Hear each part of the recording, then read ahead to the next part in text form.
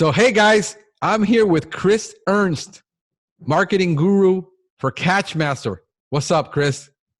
Not much, Franklin. I'm doing well. How about yourself? You hanging in there? Doing good, man. You know, we were scheduled for a couple of weeks ago, and I've been, with the stress and with everything going on, and I tried to take some time off and rest, and it just made it worse. I was with migraines and losing sleep, and I just decided to get up and stop doing that and crank out the marketing, which is what works for me for my YouTube. And that's how I get most of my business from YouTube. So we're going to have a really good time talking about branding and brand. And, before I do that, by the way, bro, that is one killer beer, dude. Thank you This very is, much. this is, I tried You growing got one something going like there that. too, I see. I've had this beard since I started growing a beard when I was like, I think 16 or 17. I mean, I grow hair for a living, I think. But I can't grow one like that. And I said, I tried it once and I just couldn't do it. It just didn't look right for me. Uh-huh. That is one killer beard, bro. Thank you. Thank you very much. They always ask. So the biggest question I always get is people always say, well, what's the secret to the beard? Uh-huh. And so my number one thing is your significant other, your wife, your girlfriend, your partner, right? They got to like it. So that's like the number one thing. So my wife's into the beard. So that's the number one thing. Yeah, mine The too. second thing. Like I shaved it once and she had like a major fit. I mean, she was talking lawyers. And so that's awesome. But what do you do to keep it so nice? I mean, Well, so this is actually right now, this is, on a scale of 1 to 10 in grisliness. uh-huh. I'm at about an 8 or 9 right now. Okay. We've had barbershops closed in New Jersey since middle of March. Right. And usually my number two secret I was going to share is I have a really good barber. And I've had the same barber. So it's going on 4 years I've had the beard. Sweet. So that's the second secret is find a good barber who knows how to cut a beard, who can maintain it for you. And then the third secret, I'll give a shout out. There's a product that's called Beard Brand. It's Okay. all one word, Beard Brand. Okay. And they have balms and they have oils. So once it gets to a certain level, you gotta keep the products in it. So those are Right. the three secrets to it. Yeah, I just basically, I trim mine like at a number 3, yeah, and then I used a number 4 for my head. So I don't need a barber because I gave up on growing hair anymore in my head. It's like it's all going from here to my back. So it's progressively lower. I mean, I'll probably have hairy feet in the next 10 years. So no, it's cool, man. So talk to me about you, man. I mean, what's Chris all about? What do you do, and what's going on there at Catchmaster? Sure. Yeah. I think we have a lot of exciting things going on at Catchmaster right now. So I've been with the company for about 2 years. Okay. My title is Director of Brand Strategy, but I'm pretty much in charge of all of our content creation, all of our packaging, what's our go-to-market strategy, also work in new product development in terms of things that we have in the pipeline, what are the new tools that we're looking at launching over, say, the next 2 to 3 years. How do we assess those as an organization if they align with our goals? So really wearing a lot of hats, and it's been awesome. So my marketing career goes back. Got my undergrad in marketing, got my MBA in marketing. Actually got it in pharmaceutical marketing, which was 2 years enough to just let me know that that's not what I wanted to do with my life. But coming out of there, I actually worked for about 12 years with the company that makes Arm & Hammer products. Okay. So baking soda, your laundry detergent, your toothpaste, did brand management there, then did actually 4 years doing new product development there, which was really awesome. Got a lot of, tools that I've leveraged throughout my career that I acquired in that 4 year period. And then I spent about 4 years actually working for their agency of record, and helped bring a lot of social media properties to life to them. We launched like a Pinterest page for baking soda. That was a lot of fun. Kind of got burned out on the agency life after a while. You're always looking over your shoulder. There's a lot of competition. Right. You're only as good as your last phone call or last email conversation with your client, which after about 4 years, you get kind of tired of. So at the time, decided I wanted to make a career change and get back into something that was more along the lines of brand management. So managing a P&L, doing more creative development from briefing in versus, receiving the brief and then working with the creative team. Right. And so when I started to look, Catchmaster just happened to have an opportunity. And it's actually funny, the way we started off the conversation is the way that I started off with my first interview at the company. And I'll never forget, I actually was talking to my wife going, I was like, hey, I'm interviewing. Should I shave the beard? Should I? It wasn't as grizzly. It was like maybe grizzly level 2 back in the Right. day. But when I first walked in, Jonathan Frisch, who is one of the Frisch members, that's the family that owns the company. When I interviewed with him, we started off the interview the exact same way. He's like, okay, I can't ask you about your background. I can't ask any marketing questions. Just tell me about the beard. So we started talking on the beard, and this is my first time interviewing at that point in like 4 years. So I was kind of nervous going in, as Right. anyone would be, right? It's like riding a bike, so to speak. You haven't done it in a while, and you're like, do I remember? But that just kicked off the conversation really well, and it's been great ever since. Right. The family is very supportive. They're really investing behind the brand right now, Right. both in terms of people they're bringing in the organization. And they really like when they bring people in, they'll say, hey, we're bringing you in to be the expert in the area. So they've really brought me in to be the expert in marketing. And it's been the best 2-year run of my career that I've had. Awesome. No, that I've had similar experiences in my career where I got burned out several times. I think I'm just a little bit older than you. I'm hitting 50 this year in June, which is really starting to sink in that I'm hitting 50.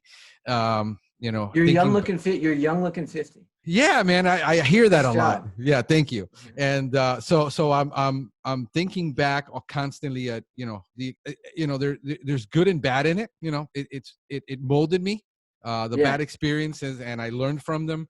Would I change things about it? I always have that philosophical question going on in my head. Would I ever change anything about all the decisions I've made? And man, I rather not, because I don't know what the outcome is. The outcome I know now. I know where I'm at. I know Right. I'm in a good place. I'm really comfortable with myself. Right. I'm in a place where I know who I am. I know my capabilities. I know what I suck at. And I'm comfortable with all that. I'm just comfortable in myself. And a lot of people in career, they don't really fallen into yet what they really enjoy and appreciate. And Right. they get really uncomfortable in their own skin. Like I remember going up the corporate ladder, having to prove myself. I'm at a point where I don't have to prove myself. I just enjoy what I know to do, and then I just give that. And that's my best. That's really my best. So it's pretty interesting. Let me ask you this, because I try to help a lot of kids Right. in career. And one of the biggest challenges that kids have is, what am I going to do for a career? How do I get into something? I don't even know what I'm going to do. And one of the things that we're struggling in this economy and the economy is good, it's also bad because we don't have a big job pool to choose from. Right. And we're competing. People don't realize, and owners, that you're competing for talent, but you're also competing for customers. And if you don't have the talent, you can't grow. It's very tough. And trying to help people that need to grow their business to start looking at that younger talent that's available, which is getting into college later and figuring out their career later and getting into the work life later, the iGeners and all this. When did you realize, or how did the heck did you ever decide, I'm going to get into pharmaceutical marketing, or ended up in that career? I mean, talk me into that. Yeah. So, well, I think, as you talk about people that are later in their, career and maybe not knowing exactly what they want to do. I mean, I was very lucky. I can trace exactly when I knew I wanted to get into marketing. Mm-hmm. I'll touch on when I knew I didn't want to do pharmaceutical marketing. Right. Okay. At the end of this. So I'll never get, it was a 6th grade project. And we were asked to design a magazine ad. You were going to draw it, and I'll never get, so at the time I was really, really, really into baseball cards. and I would like design my own baseball cards. Okay. So for my ad, I made my own baseball card, and then I like stapled it to the ad. So it would have been like, you would open it, you get a free baseball card, like a sample. I'll never get my 6th grade teacher. And at the time my family moved around a little bit. So behaviorally, I wasn't exactly the best at school, but this teacher had a lot of belief in me. Right. And, I'll never get during parent teacher conference. He really kind of laid out for my parents, hey, this is what Chris is going through right now, just so you guys know. And it kind of righted the ship. But anyway, on the feedback, I'll never get, he said, that's a great marketing idea, putting a baseball card in the ad. And I was like, what's marketing? And he explained to me what marketing was. Wow. And I just sort of knew that that's what I wanted to get into. When I actually went to high school, so grew up in Indiana, went to high school in Virginia. And when I was in high school, I knew I wanted to stay in state for college. And James Madison University is where I got my undergrad, had a really good business school. And I knew that's, hey, that's where I want to go. It makes sense from a financial perspective, really good in-state tuition-wise for Virginia schools, including James Madison, if you're an in-state resident. And, the hardest part was getting through the first couple years at James Madison, because you really take like overall courses. So Right. calculus, it made me want to cry. Statistics made me want to cry. But once I got through that and I got into the marketing courses, I knew that this is what I want to be.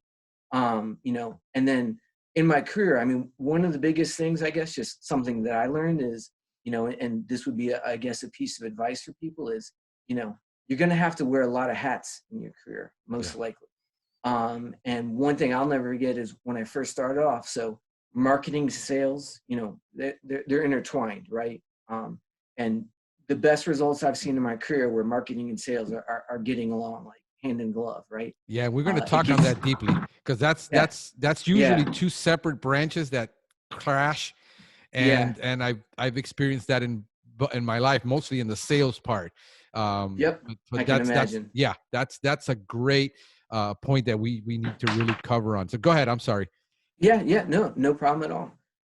And one of the things I started off in sales for my first 2 years when I got out, and my perspective was, hey, let me just get out there, let me get a job where I'm going to be at a desk where I can show my value, knowing that I can leverage that in the future. Again, knowing that sales and marketing are so closely intertwined. So literally for 2 years, I was on a phone. I was actually a computer software and actually hardware as well with a reseller based in New Jersey. My family actually moved to New Jersey. My first day at school at James Madison, we had 2 moving vans packed. One dropped off all my stuff at school and the other one moved to New Jersey. So that's how I ended up in New Jersey after school. Wow. Okay. So, and to your point, like I've seen from a marketing end, I've seen nothing derail a project, nothing derail a product you're trying to bring to market more than marketing and sales and not getting along. Right. And that's, one of the things that I'm really fortunate with on working with Catchmaster and being a part of the brand is we really have a fantastic sales force. I mean, these guys are road warriors. They're out there. They're going to the association meetings.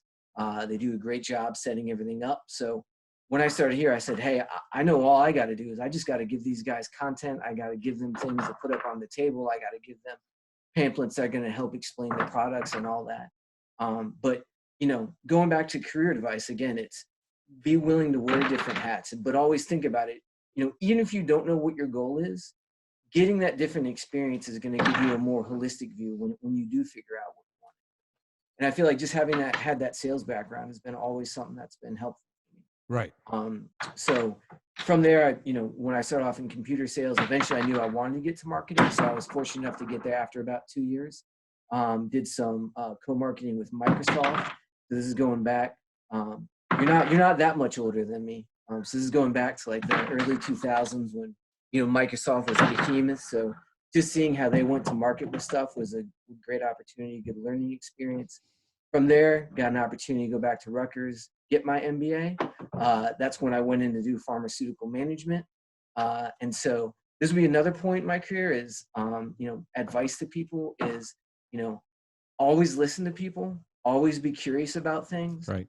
And, at Rutgers, and a ton of pharmaceutical companies are basically located in New Jersey. So That's why the pharmaceutical management program came about with Rutgers. It was a great experience overall. But I'll never forget my second year there. We actually had it was ethics and pharmaceutical marketing course. And now, mind you, in my class, and there were maybe like 20, 25 kids in my class that were on this pharmaceutical management track. We are drinking the Kool-Aid, right? Meaning that we're coming off internships with pharmaceutical companies. We've been studying, how to market products, the supply chain, all the development that goes into, bringing a novel pharmaceutical to market, which is, back then that was like $2 billion you've invested just in research and development by the time it gets to market. Right. I'm sure now it's probably 3 to 4, depending, right? And so I'll never get this professor. He would basically get up in front of class and argue with us for like an hour and a half, right? And he took the whole thing about, well, have you guys thought about what might be bad about pharmaceutical, right? Or what might be bad about the pharmaceutical industry or certain business practices? Or have you thought about when you're detailing a doctor and pushing a drug? And have you thought about the fact that, there's some crazy stat, I think it's roughly like 70% of doctors, if you come in as a patient and you say, hey, I saw this ad on TV, that doctor is going to just write a script for you. Right. Not even asking, not even going back on the medical training. Now, this stat may have changed since I was in school. Maybe it's different. The marketing's changed, right? But that was one moment where I started to realize, like, this guy's getting up here. He's obviously taking us on. And it sort of made me realize that, there's a different way to look at this. And again, I was all Kool-Aid up. I was like, I can't wait to get in there. I'm going to do the same approach I had in software. Right. I'm going to, they call it carrying the bag in pharmaceuticals, but I'm going to go out and be a sales rep and eventually work my way up into a marketing role. And then the company I was interning with, actually at the time, they had what was intended to be a blockbuster drug for them that actually failed in phase 3 development. And what that basically means is they probably spend $1.5 billion in development at that point. And when it fails in phase 3 trials, it means you're not going to ever go to market with it. And so they basically started cutting down the workforce, as pharmaceutical companies do. I mean, it's the nature of their business. Right. And that sort of made me realize that I remember interviewing with people at the company, and they were asking me, hey, how'd you learn how to format this resume? And they were basically like, because I think I need to do my resume. And I was like, I shouldn't be interviewing here, right? And they were like, no. And it just so happened at that time, Arm & Hammer came on campus to interview. And, I sort of realized, like, I don't want to do this career track where all of a sudden everything can get pulled out from under you.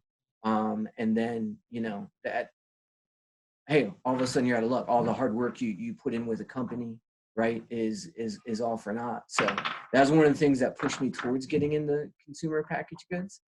So I guess that's another point of career advice is, there's going to be things in your career that are going to be like way beyond your control, right? At the time I was a marketing intern, and, a drug failing in testing, several countries away, at that point it impacted my career. So what can you learn from it? And, what you learn is different for each individual thing. But one thing I learned from that, it was time to try a different route and right. Go a different avenue. No, that is, I've been in similar positions before. That has to be grueling to when you come out of college very idealistic. I mean, yes, young absolutely. people just tend to be very idealistic. That's one of my biggest flaws, is that I'm overly idealistic. And I've had people who are way smarter than me tell me, your problem is you're too freaking idealistic.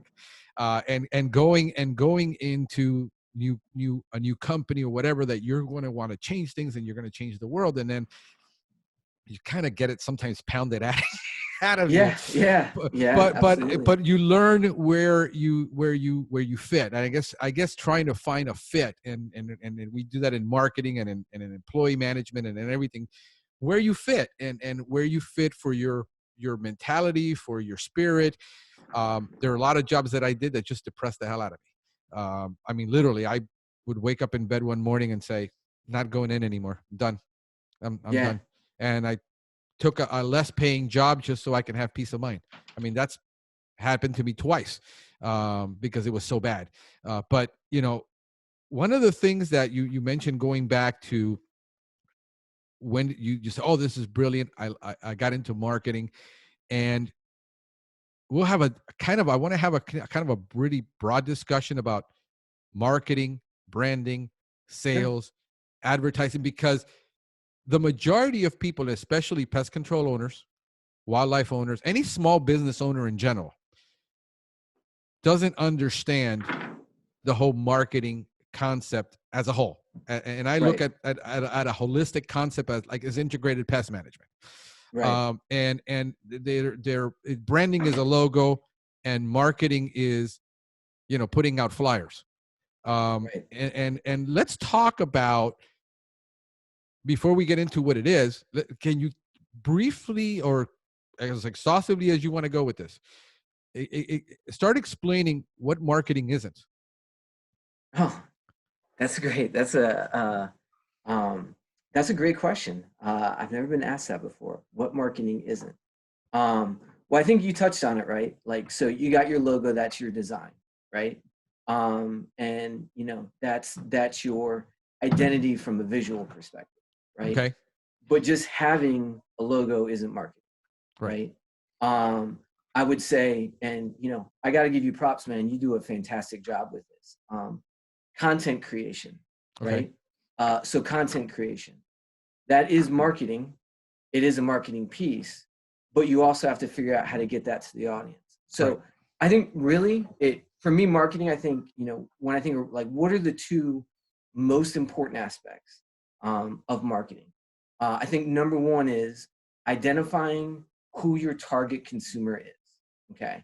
And when I talk about target consumer, what I would really stress for people is, it's easy to say, hey, I want to target, and I'm making this up, women who are 25 to 35 with a kid in them, right? That's one level of it, and that's a good start. That's demographically who they are. Right. But I think it's really understanding psychographically who they are, right? Okay. And what I mean by that is not only, who they are, where they live, how you're going to get to them, all of that, which is all a part of marketing. But like, what are they looking for when they reach out to you? So when they reach out to a pest control operator, right? Mm-hmm. What is it like? What are the key things that they're going to look for? And when you think about, who your target consumer is too, don't just think about it as someone who's going to buy your products or buy your service.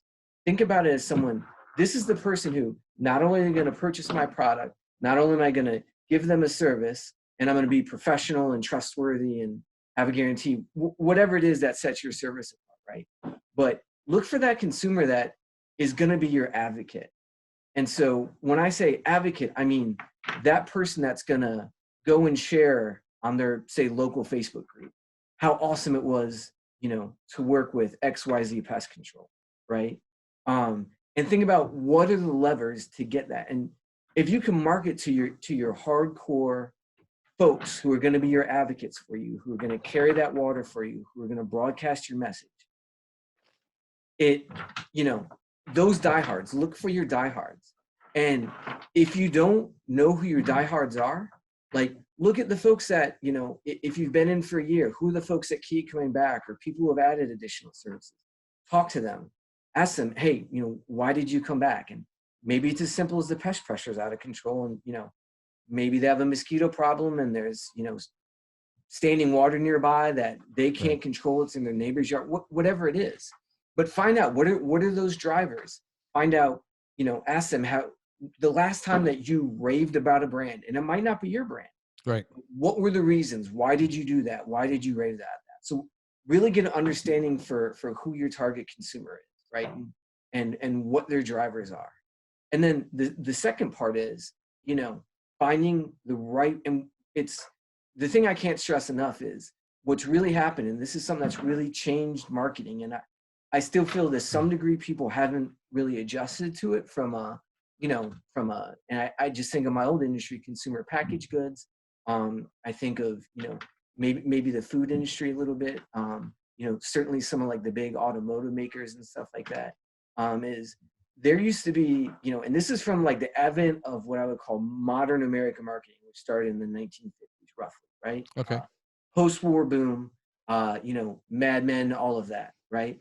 You know, there was the way you went to market was there was print advertising, there was TV advertising, there was radio advertising, you know, there was word of mouth stuff you could do, community involvement, all that sort of stuff. But the big three certainly were like print advertising, TV advertising, and what you would do in you know, like a newspaper, right? But if you really look, you know, say, and it wasn't even, I would say 2000s. I would say it was maybe 2010. Really, once, you know, social media got a big traction, Right. that has been upended, right? So, you know, and you're a perfect example. You know, I know you know, you shared the experience where you were writing a blog article a day. I think this was maybe like 5 or 6 years ago. Yeah. Which I think about writing a blog article a day, and it makes my head hurt a little bit. But that is, you know, what you discovered is that, and you were placing, it's like Easter eggs, right? You want to place Easter eggs out where people are going to find them. Is Right. what you're trying to get to, right? So, you know, your expertise as a pest control operator, think of all the ways that you can share that, because that's one thing that consumers, you know, and this is, I know it's statistical data. I think it's PPMA puts it out, and they've seen the same three things over and over that consumers look for. It's professionalism, trustworthiness, and having some sort of guarantee. But the professionalism and the trustworthiness, right? Those are things that when you create a video, when you write a blog article, when you do a social media post, you are sharing those things. And, you know, I think that's just something that when I think of a way that you're going to get to your target consumer, you know, maybe they watch YouTube, maybe they're on Facebook, maybe they're on Twitter, LinkedIn, whatever it is, right? Lay as many bits of content as you can out, okay? Right. When you do, there's a concept called A/B testing, which is basically you would do two different versions of a video, right? And maybe one has an opening where you talk about, hey, it's mosquito season, get ready. And then maybe the other one is, you got mosquitoes, we need to get them now, right? That sort of thing. That's not good messaging. So that's what marketing isn't, by the way. That's not good copy.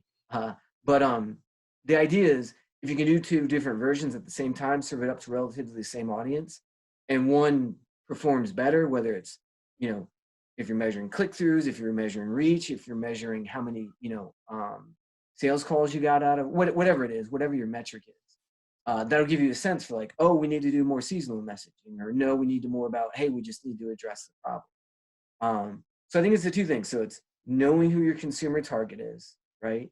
And then putting out as much content as is, and start small and experiment, but as many little different places as you think that consumer target is going to find it, and share it with other people. I think that's, you know, at least right now, when I think of my modern definition of marketing, I think that's two Yeah.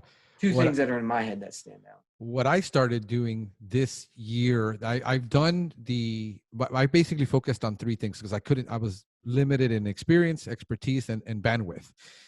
So I started just doing my blog and YouTube videos because I'm comfortable behind a camera, and I just basically took little shots. And my specialty, my niche, I mean, I understood who my exactly going through all of those things. My customers, I went in a niche market with eco-friendly pest control. My Yep. clients are usually very wealthy, highly educated. 90%, 80% of the time I'm dealing with women. So Yep. I didn't want to have a bunch of gross aspects. Going online with the videos, my specialty was plant healthcare, where I could really do some things with organics. So I focused on that. And then I started making videos and my blog. And that was pretty much it. And then Facebook. Facebook has not really taken off for me in that aspect, probably because I Right. haven't devoted any time to it. And that's just a reality. I've been comfortable.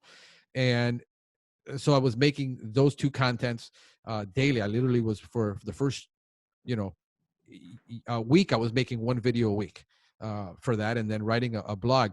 Now, with the podcast, it's a different market, different mentality, and I'm doing more large scale pillar content, Yep. and then doing exactly what you're doing, is breaking it down into little pieces where I might put a 15-second TikTok video, and then I'll put maybe a 3 or 6 minute Instagram video, and have this pillar content on YouTube, and it all links back to my YouTube channel. Not focus so much on my website, focus more on the content that I want people to consume, which is the YouTube material. Yeah. Because people are looking for, I do most of my search now, believe it or not, when it's a how-to thing, I'll go to YouTube and do my search there. When I need hard data, I'm going to Google. Yep. And that's just been my thinking, because I don't have time to consume a 3,000 word article on how to solve a simple problem, because you got to write 3,000 words to rank. and I look for a recipe, and I'm frustrated that the recipe's all the way at the bottom when it tells me the ingredients, and then 3,000 words of, fluff. And that's the reality of where it's at. So that's been my strategy now for Pest Geek, is to do that major content like we're doing with you now. We'll post that 1 hour, 2 hour video, and then start breaking it up into pieces and making micro content from it. So the guy who might be interested only in how do we help kids find their career, we use that content for that purpose and repurpose all the content. So and I'm putting in a good 4 hours a day on this right now, but I have more time, and it does, and to simplify it and oversimplify it, to think it's easy, it's not. But for the guy who might be starting out, says, I have no money, right, but I got time. Right. Yeah. And it's always the case. You either have money, you got time. So you got money, you got time. Exactly. Yeah. So that's been my thing. So in branding, we already discussed some of the aspects of branding, but what I find with pest control businesses, different than large corps who have a different goal, the small business guy is usually 1 to 3 people. Right. Most, I think I was looking at a study the other day, I think, and help me out with this.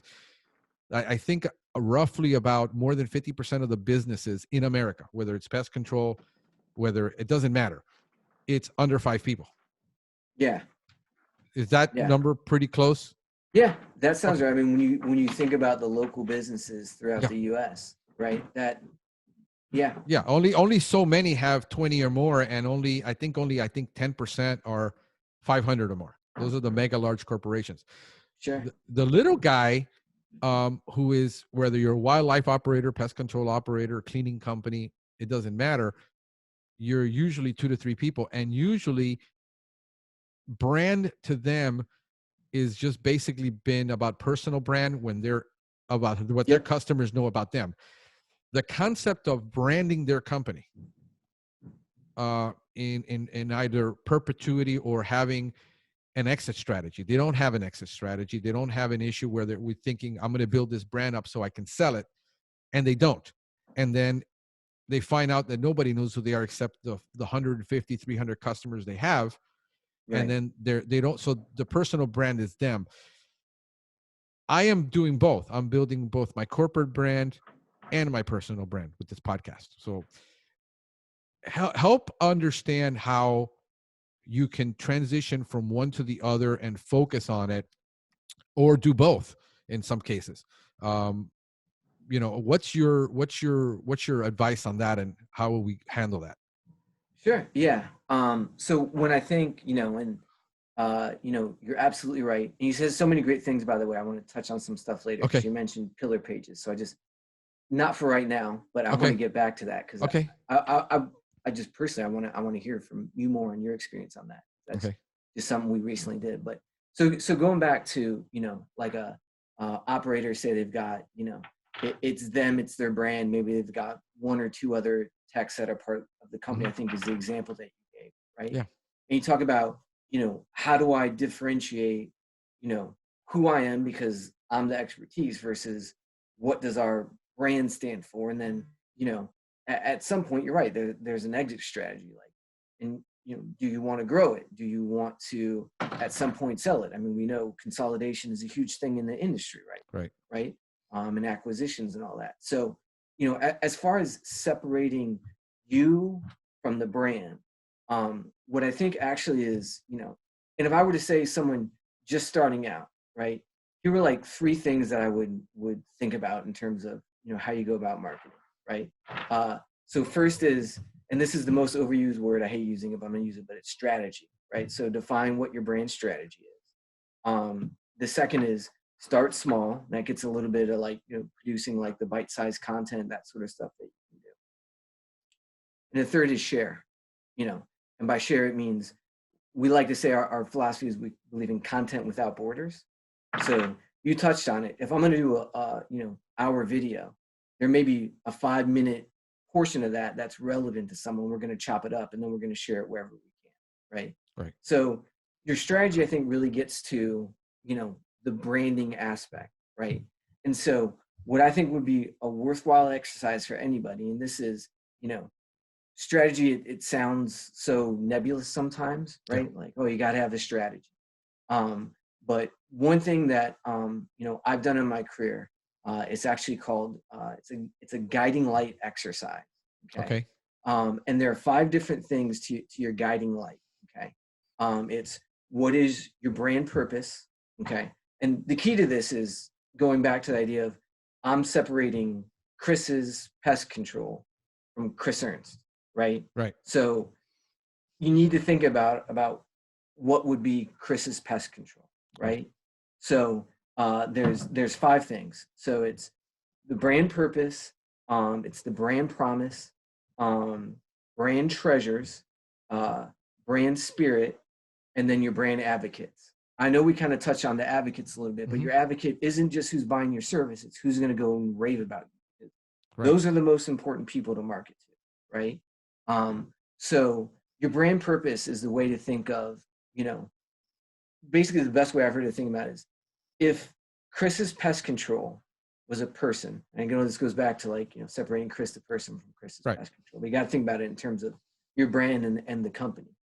When they wake up and get out of bed in the morning, what's the reason they're getting out of bed in the morning, right?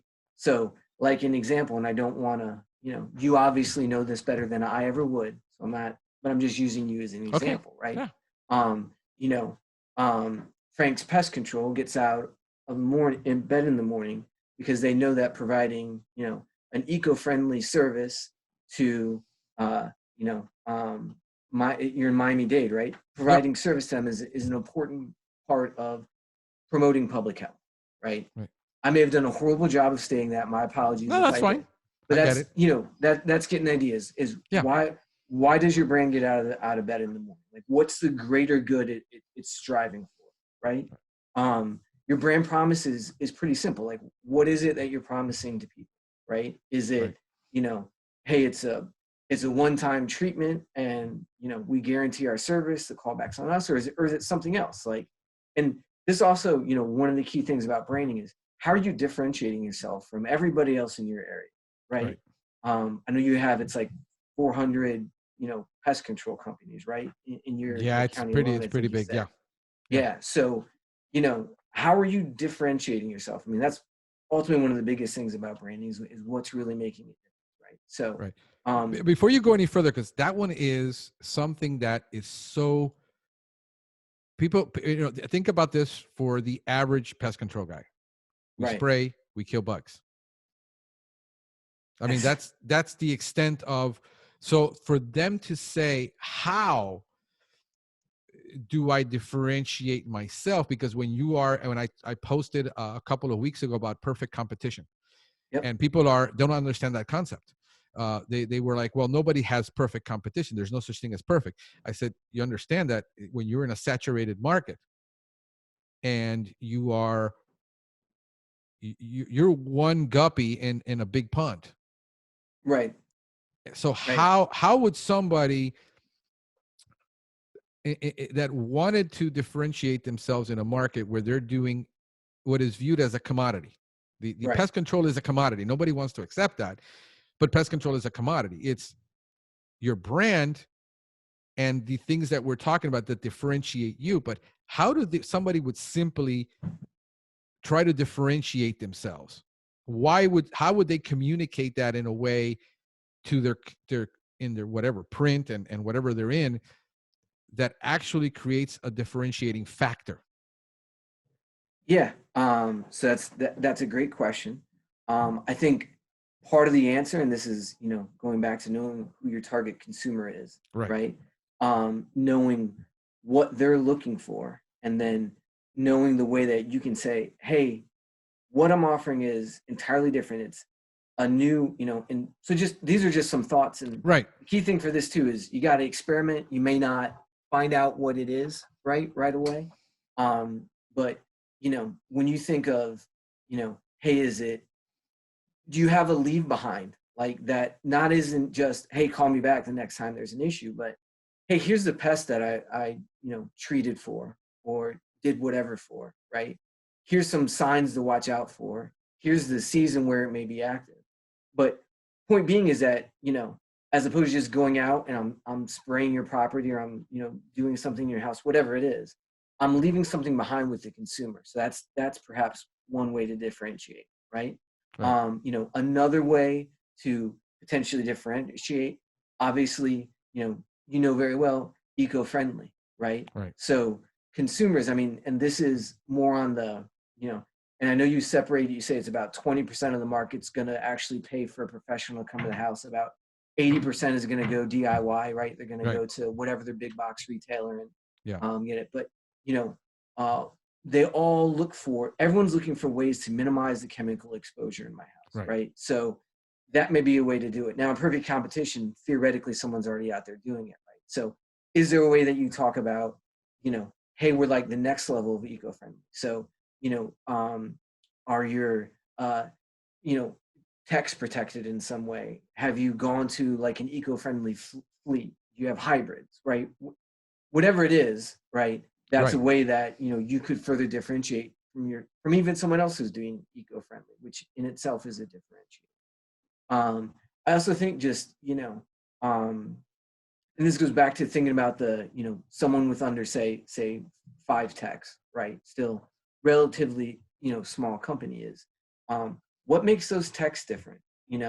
Um, One of the things that I think is great is share that, like share who they are as a person, and what passion do they have for pest control, because then you're differentiating your people a little bit, right? Right. We're the friendly technicians. We're going to come there and maybe it's as well like, is there a follow-up you can do?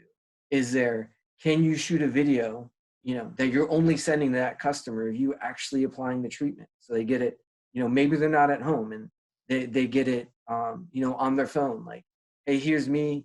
And maybe it's pointing out things, and this is you can always sell add-on services, but it can come across as like a like a consultation, or hey, you may want to know, right? So exclusion is always something to me that's you know uh, when I first learned about IPM, Mm-hmm. right? It was, and this is from a marketing, I come in without a strong pest control background, Right. right? When I first learned about it, I was like, okay, it makes sense now. If you have a pest in your home, if you have a pest on your property, like it figured out a way to get there. Like generally speaking, they're searching the same things we want, right? Which Right. is food, warmth, shelter, Right. big three, right? Um, but if you think about that approach and selling that, and maybe it's not even like, hey, we do an exclusion service, and not just that, but hey, I noticed, one of the reasons I may have been in here is, you have a crack in the doorway, so that may be leading to it, or there's, a gap in your foundation here, pointing out those sort of things. So is it being more helpful? Like, then it's almost sort of like you're auditing the property. So, I think it goes back to who your target consumer is. Why are they, why are they reaching out for a pest control thing? And then what's that next thing that you can do that the next guy or the next girl isn't doing that can set you apart, is a way to differentiate yourself. Right. Yeah. We're talking about ethics in pharmaceutical. Um, the a lot of the guys, when you start talking about sales and marketing, it's a total turnoff to them, Yeah. especially Yeah. the really small independent guy, because he came out of a sales and marketing company mentality, and he wants to get far away from that, not realizing that you can create your own brand with your own ethics and your own morals and brand that. Yeah. And you have to just become articulate about communicating it, which is what the marketing does, which is what the branding does. And then so that you can actually go out and have fun selling that, and that becomes your purpose. Yeah. Yeah. And Absolutely. that's where a lot of people are missing it. They're not focused on, how do I take a nonprofit, for example, and differentiate one nonprofit from another nonprofit, Right. and have a purpose. So trying to deal with that, communicating those things, because what they want to do is, a lot of the time they get into pestinese. They start talking about things in tech like IPM. I'm gonna borrow that in the future. Yeah, I'm gonna borrow pestinese. that word. I'm Yeah, gonna go borrow ahead, that word. and then you just put it by Frank Hernandez. I will. I'll give you a trademark on it. There I'll you go. cite you. So we start speaking pestinese, and we're telling people about a lot of buttons that Yep. are IPM and exclusion without explaining it. Sure. And that's where the problem is, because then what happens is, if you come out and you say something that you have to break it down for the client in a way the client can understand it, which is not technical. Yeah. But then you get accused of, in the industry, the small guys and all these little camaraderies there are, that, well, that's just not accurate. Right. And having to deal with that in the marketing of the accuracy, but then having to, let's call it, for a bad word, which is probably a bad use, to water it down. Right. And a lot of times that's what's necessary. Yeah. Yeah. So when you're doing, like, I've seen some of your marketing pieces, which motivated me to start doing some of these little marketing pieces of information that I had laying around, and you started putting these little infographics, Yes. and they're very simple.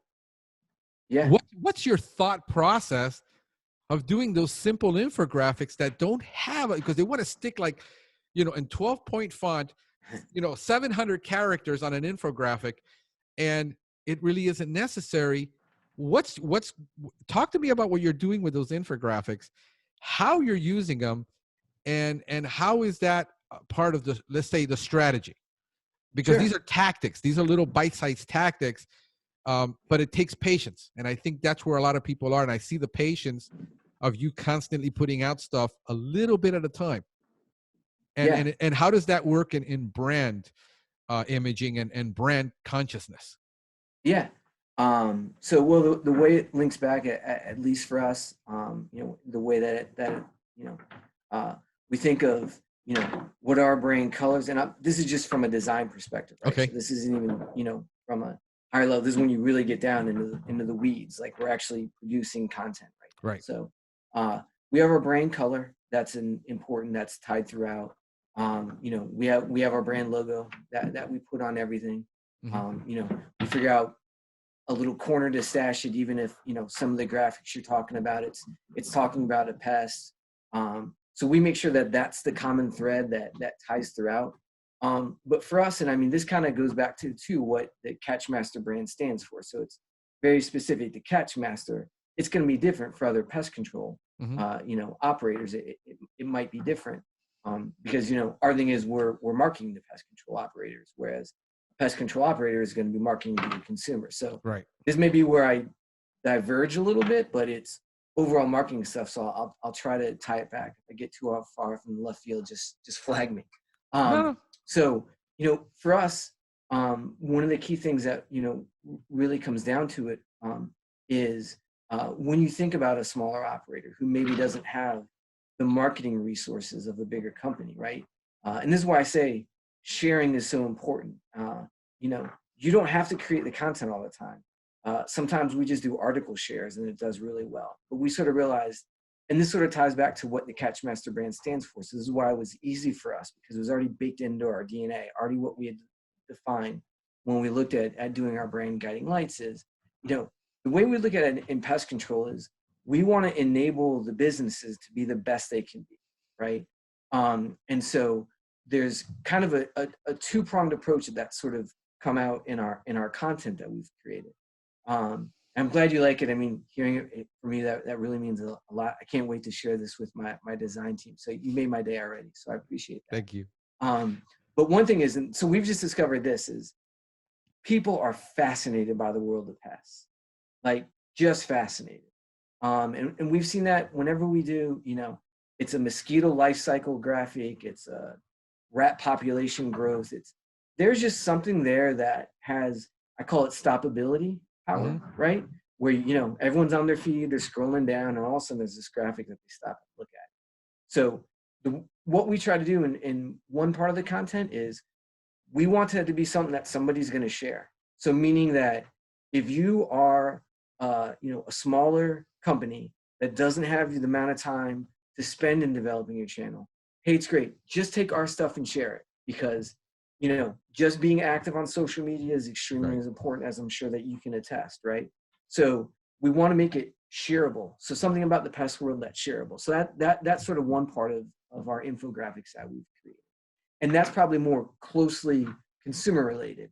I found that, there is no limit on the amount of interest people have shown in pests is just what I've seen. And then sort of the second prong approach that we do with, and this is more when we get in talking about our products, right? And so, what's the right balance? It's 80-20 is what people recommend. Like 80% of your content should be just general instructional content or educational content. And then 20% of your content is where you're actually talking about your products. Like it's, say soft sell versus hard sell, 80-20, right? But when we get to talking about our products, one of the things that, and roughly 80% of our products are glue boards and monitors, right? And when you actually, for us, when we're creating that content, as opposed to being something like, hey, we want you to share this or we want you to do it, the purpose of that content is more, we're trying to educate you now. So one of the biggest things that we try to do is on one piece of graphic, you can see it, over my shoulder right there. Just talking about a glue board. And a glue board, I'll never get when I first started off, and I went to some, just did cold visits to distributors. Just went in and just started doing some research, having people tell me about the Catchmaster brand. I'll never forget, someone told me, they said, well, Catchmaster, you guys are like the catcher's mitt. I was like, so anytime there's something sticky as a marketer, I'm always like attracted to it. So I was like, I had to immediately like drill down on this. I'm like, well, what do you mean it's a catcher's mitt? He's like, if you play baseball, you're on the field and you need a mitt. You have a monitor, you have a glue board. That's just in your truck. That's part of being in the game, right? And so it's a device that's a big part of IPM, but everybody has it. But to some degree, it's like you learn maybe the first basics about it, but you don't get any more beyond that, because you can just keep doing the basics and getting by. Right. So we try to make our educational pieces like, well, what's the next thing? And I have a great technical team that I work with. I'll give them a shout out, Ed Dolshin and Stan Cope. Ed's more on the rodent side, and Stan's on the mosquito side for us.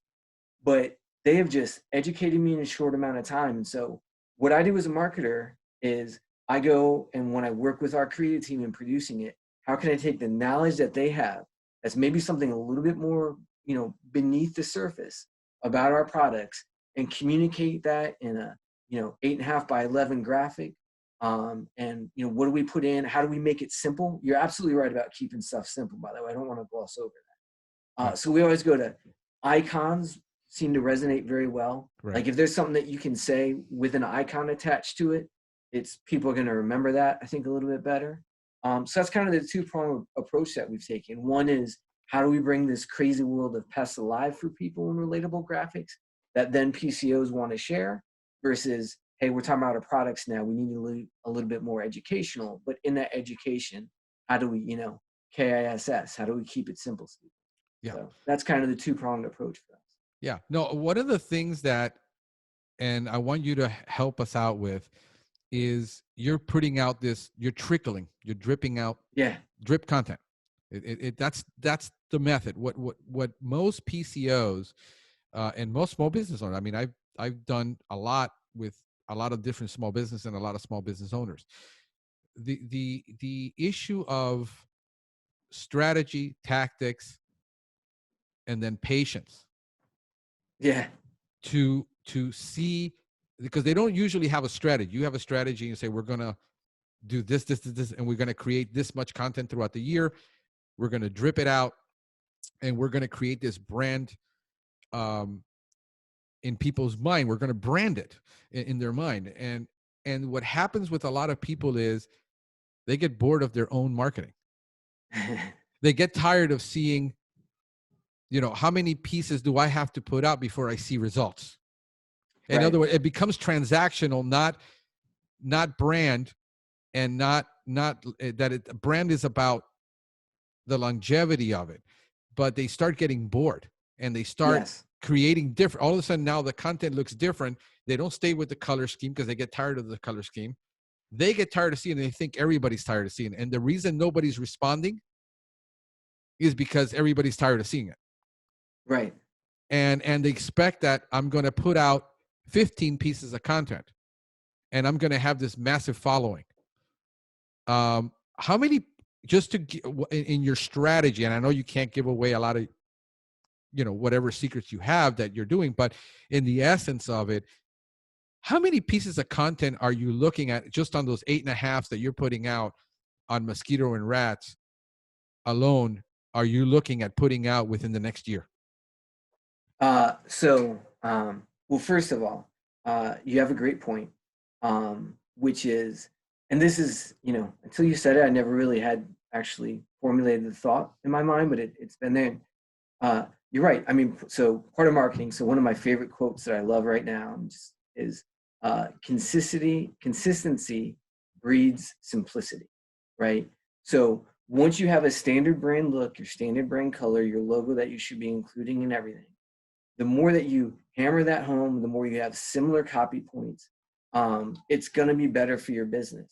Now, the issue is, and you're right, I've shared this, I've written an article like this 5 different times, I'm over this, for the consumer, it's still new, right? So it's not about what you're thinking and, people are sick and tired of hearing this. Because guess what?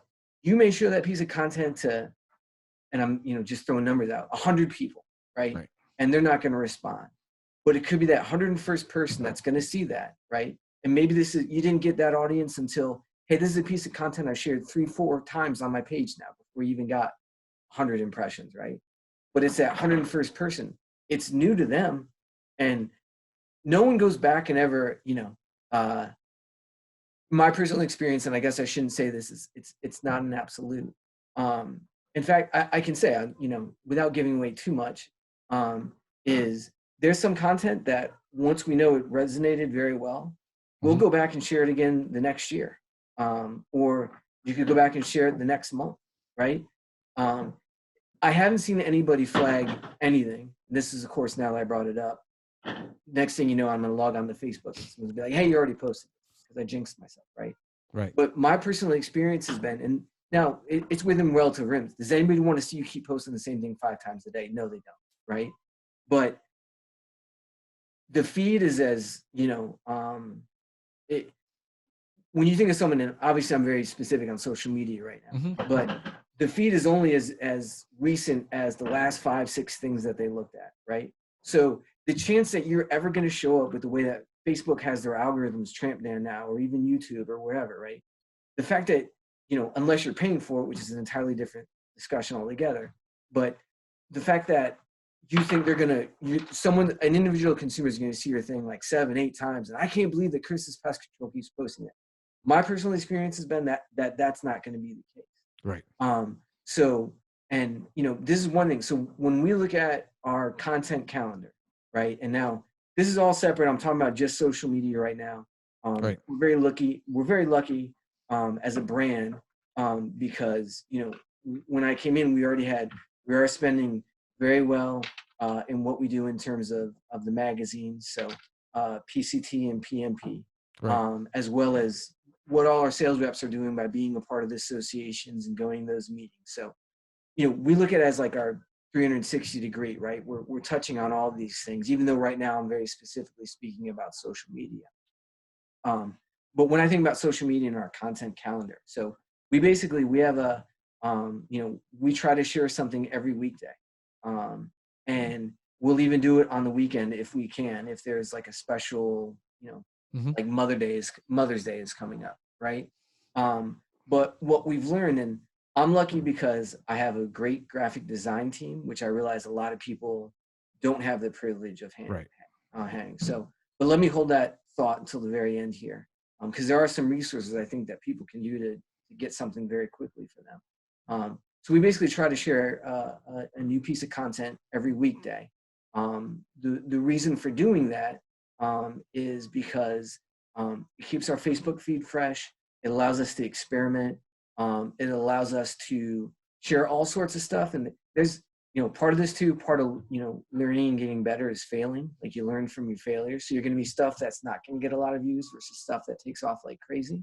But then what we've done to lessen the load is, look at the data you get back from it. Look at how many people viewed it, how many people clicked on it. There's all sorts of metrics you Right. get from a page, right?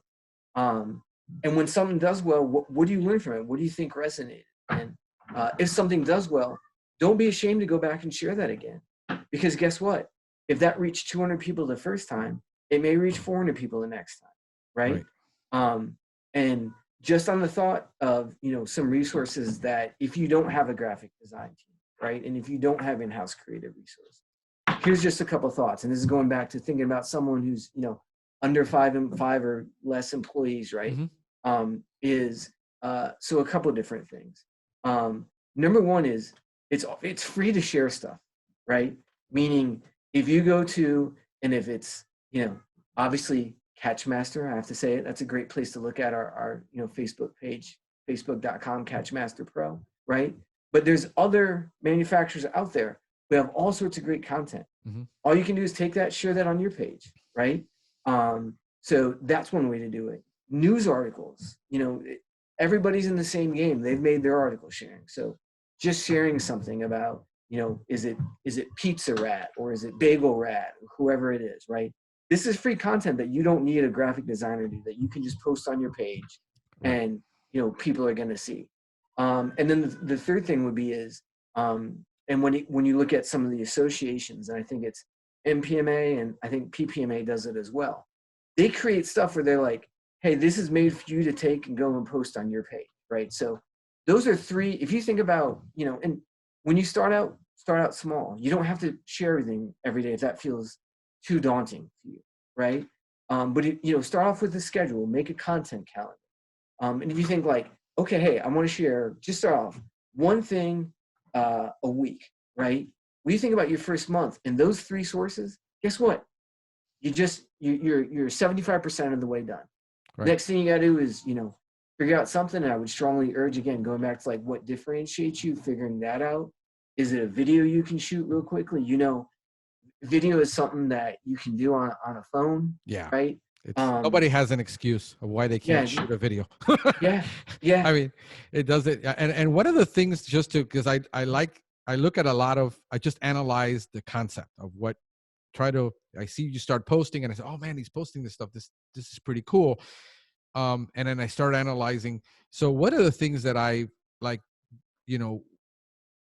very simply to people to do is, one thought, and then a simple graphic and maybe 3 points yep, and 3 bullet points.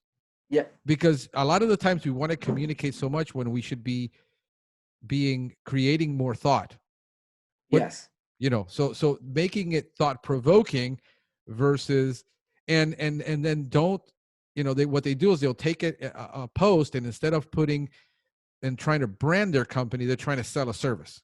So right, everything becomes spammy when you're posting a 1999 service on your business page for your clients, where they're getting spammed all the time versus being educated, right. because they get this, again, they start thinking transactionally and not brand. And brand, I think I don't know if I lost you there. I don't know if you can still hear me. Let me see here, make sure.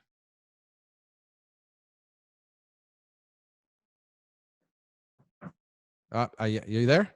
I can hear you, Okay, Frankie. yeah, because Can you hear me? yeah, you just went totally dead for a second there. Yeah, So, yeah. and We're I'll actually. I'm getting the notice now. My internet connection is unstable. We're actually. yeah, Uh, the hardest part about this, by the way, personally for me, with everything right now, okay. quarantine, etc., is we become an instant daycare to a 4-year-old and a 18-month-old. So I I believe they have know. circle time right now. They may have logged on to the TV upstairs, and so my I bandwidth may have gone down. So I I got apologize you. for that. No, that's okay. That's okay. Don't worry about it. So yeah, so the whole idea of this patience thing, of Yeah. repeating over and over, and it becomes repetitive. So where they get tired. I see guys that I'm tired of my logo. I want to change it. Worst idea in the world because you're Boom. tired of it. Just because you're tired of it doesn't mean. I mean, if I'm in a city, just to give you some context, 1.8 million people. Big city. I've had my logo now, which is actually my logo was just actually from my other company that I had for 9 years previous to that. And what I did is just basically kept the same artwork, just changed the name. So people Yeah. visually kept the same colors on the text. And we went from one name to from one property services with the logo to Nature Pest with the same logo, because the whole issue was that we were a greener company, the way we were doing things. And it was complicated logo for a lot of reasons. So we simplified it, still kept a lot of the concept. But nobody's seen my logo in Right. 1 million people. And it's been now a couple of years. Nobody's seen that logo. Nobody's Yeah. tired of it. Yeah. So one of the things that is that brand consistency of, that the color consistency and all that, and the patience Yes. to do it consistently day in and day out, when it apparently has having no, because my blog did not take off. Look, I did this consistently for 1 year before I started getting traction from my blog Yeah. and my videos. I mean, I had done 52 videos before I started getting any business from it. Yeah.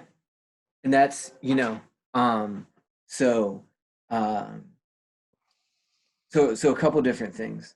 Um, you know, you're absolutely right about your logo, right? And this is why upfront, and even as much I hate to use it, but your strategy, right? Like, what's your strategy? Like, what do you want your logo to convey? Like, the reason that's important to set it up front is because, you're right. Changing your logo every 2 to 3 years, generally my experience, I mean, you're only going to be confusing your consumer. Now, you can contemporize the way that the logo is presented, right?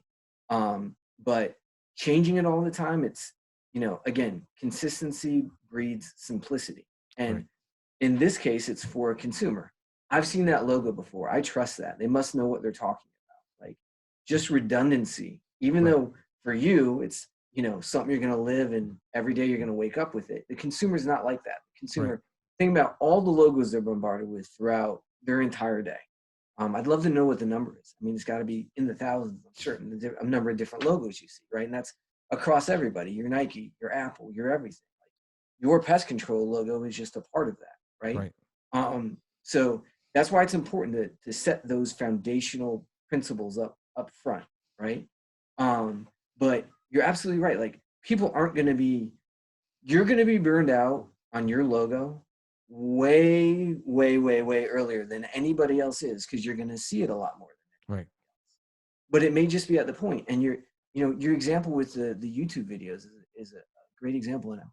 Listen, I commend you, because that was forward thinking on your part, right? And I'm sure while you were doing it, you may have thought like, hey, is this worth it? I'm not getting hits or anything like that. But you're investing in your strategy, right? Right. And your strategy was, I'm going to put all this content out here. I'm going to become the expert in these little things. And what you're really getting at is, you're basically SEOing your service, right? Your Right. business, because, and it is a long game, right? You're not going to win with that first piece of content you're going to put out. You're probably not going to win with like the 100th piece of content. Right. But it's the entirety of that, right? That's going to give you the best shot in the long run. And doing a blog post, one thing on that is, look, once that blog post is up, it's not like a Facebook ad campaign, or it's not Right. like a Google ad campaign. Like, that is yours, right? And one of the things I definitely would recommend to people is figure out what your hub is going to be, So for us, our hub is our website. Okay. And so everything's going to push to the website. So we're active on social media, but we're always including a link back to the website, right? For you, it's YouTube, right? It's the YouTube channel and getting people to subscribe to the podcast. Like that's the hub. So figure out what your hub is, but drive your content there. And you're absolutely right. It's a long game. It's not, no one's going to redesign a logo. Graphic designers everywhere are going to hate me about this, but you're not going to redesign a logo and then all of a sudden there's a 25% business. That doesn't happen, right? Yeah. And I've been part of stuff where we spent hundreds of thousands of dollars in consumer research, okay, looking at different logos, and we're like, this is it. It's going to be a lift. Change it up. Get in a market. I've yet to see one that provided anything beyond maybe 1 to 2%, maybe 5% business lift. And it's hard to actually separate that from, whatever else we were doing in the market, whether it was new advertising. So yeah, definitely settle on a logo and don't ever get tired of it, because that is your watermark. That's how consumers are going to identify. Right. You mentioned you wanted to get back to a couple of points that I made. Yes. And now we talked so much that I forgot which one of the points it was. It was actually funny. I have a pen I brought here, and I haven't used it once. I was like, I need to jot down. So pillar pages, and this is actually topical, right? So, because I do want to share. And you explained what that means versus I. Yeah, you probably do a better job. When you threw that out, it was like, because a little bit is I always call it, when I'm talking to the sales force, when I'm talking to everybody else, I always call it marketing nerdery, right? Which is like, we love our little buzzwords, and then it's like no one else knows what it is. Right. So a pillar page, simply put, is it's a collection of articles. Okay. And so what that would be is, and I strongly advise everybody out there, if you have a website, definitely blog. Like, again, it's what consumers are looking for out of pest control operators. It's professionalism, and it's trustworthiness. Well, how do you, if someone doesn't know you, how do you explain trustworthiness, right? And the one thing that all pest control operators have, even people starting out, that the average consumer doesn't, is you have a ton of knowledge about pests, right? From how they got there, what they're doing, what their habits are, when you're going to see them, right? So the way to think about a pillar page is, if you write a ton of stuff on one particular topic, okay? So let's say it's mosquito control, right? Write about all the distant aspects of it, and always think of, like, journalistically, right? The who, what, the when, the where, the why, and the how, right? Each one of those could be a separate article, right? But when you do that on your pillar page, you want everything you create on a specific topic to be there. And basically, so if you wrote 6 articles, okay, and then you wrote one pillar page, it's going to be an excerpt from each one of those articles explaining holistically all about mosquitoes in your area. And the great part is you could own it, right? So you could own, mosquito control in Roanoke County, Virginia, right? Where I lived for a while. Like, and not only that, but guess what? The person that is probably searching for mosquito control in Roanoke County, Virginia, is probably going to be in your target, right? Like that's someone that you're going to want to talk to. So you can write extensively about the history, about what species are there, about what time of year they come out, about each one could be a separate article. But if you create like a Roanoke County mosquito resource page and link to each one of those articles, that's basically a pillar page. Right. And what that allows you to do is allows you to basically, it's all about SEO, so search engine optimization, right? All about where Google's going to rank you, right? And the more that you link, and the key thing too when you do this is link to other resources, reach out to people, network, like other people in business. Would they have an interest in linking back to your page? Because these are all big things that Google looks at that's going to basically raise you up in search. Right. So that's I got a little bit off the end there, but that's what a pillar page is. Yeah. And I'll share, just an example for us that we just had, and this is something I'm very proud of. And this is actually just a yesterday example is, so we've been creating content now for about, we started having up in August of 2018. So going on about a year and a half. And one of my colleagues, Stan Cope, just does he's got such a crazy background, but he basically at one point was the top bug guy in the Navy. He served on like White House Task Force Yes. for Zika. And just every time he talks, I'm like, I want to ingest as much of it, right? And Right. that's one thing that I personally love about pest control, coming from a marketing side, is, it's just so curious and just so fascinating to me. And every time Stan talks, I'm like, I need to write all this down because there's a piece of content behind all this, right? He's Right. like a walking content machine, even though he doesn't know it. So That's how we've I'm been thinking all the compiling. time, by the way. I'm just, oh, that makes great content. That would make great content. I'm just thinking in that mode all the Yeah, time. So yeah, so that's awesome. yeah. Um, there's so Austin. The author's name is Austin Kleon, and he wrote these. They're like real small books, like you can read them in like under a day. And he was just all about sharing, opening your cabinet of curiosities, right? So when you think about your brand and interacting with people, and one thing is open up your cabinet of curiosities. Like, what are you into? Like, you're into pests, so share that world with everyone. So we have been, writing about mosquitoes since August 2018, right? And Stan's produced just a ton of great content.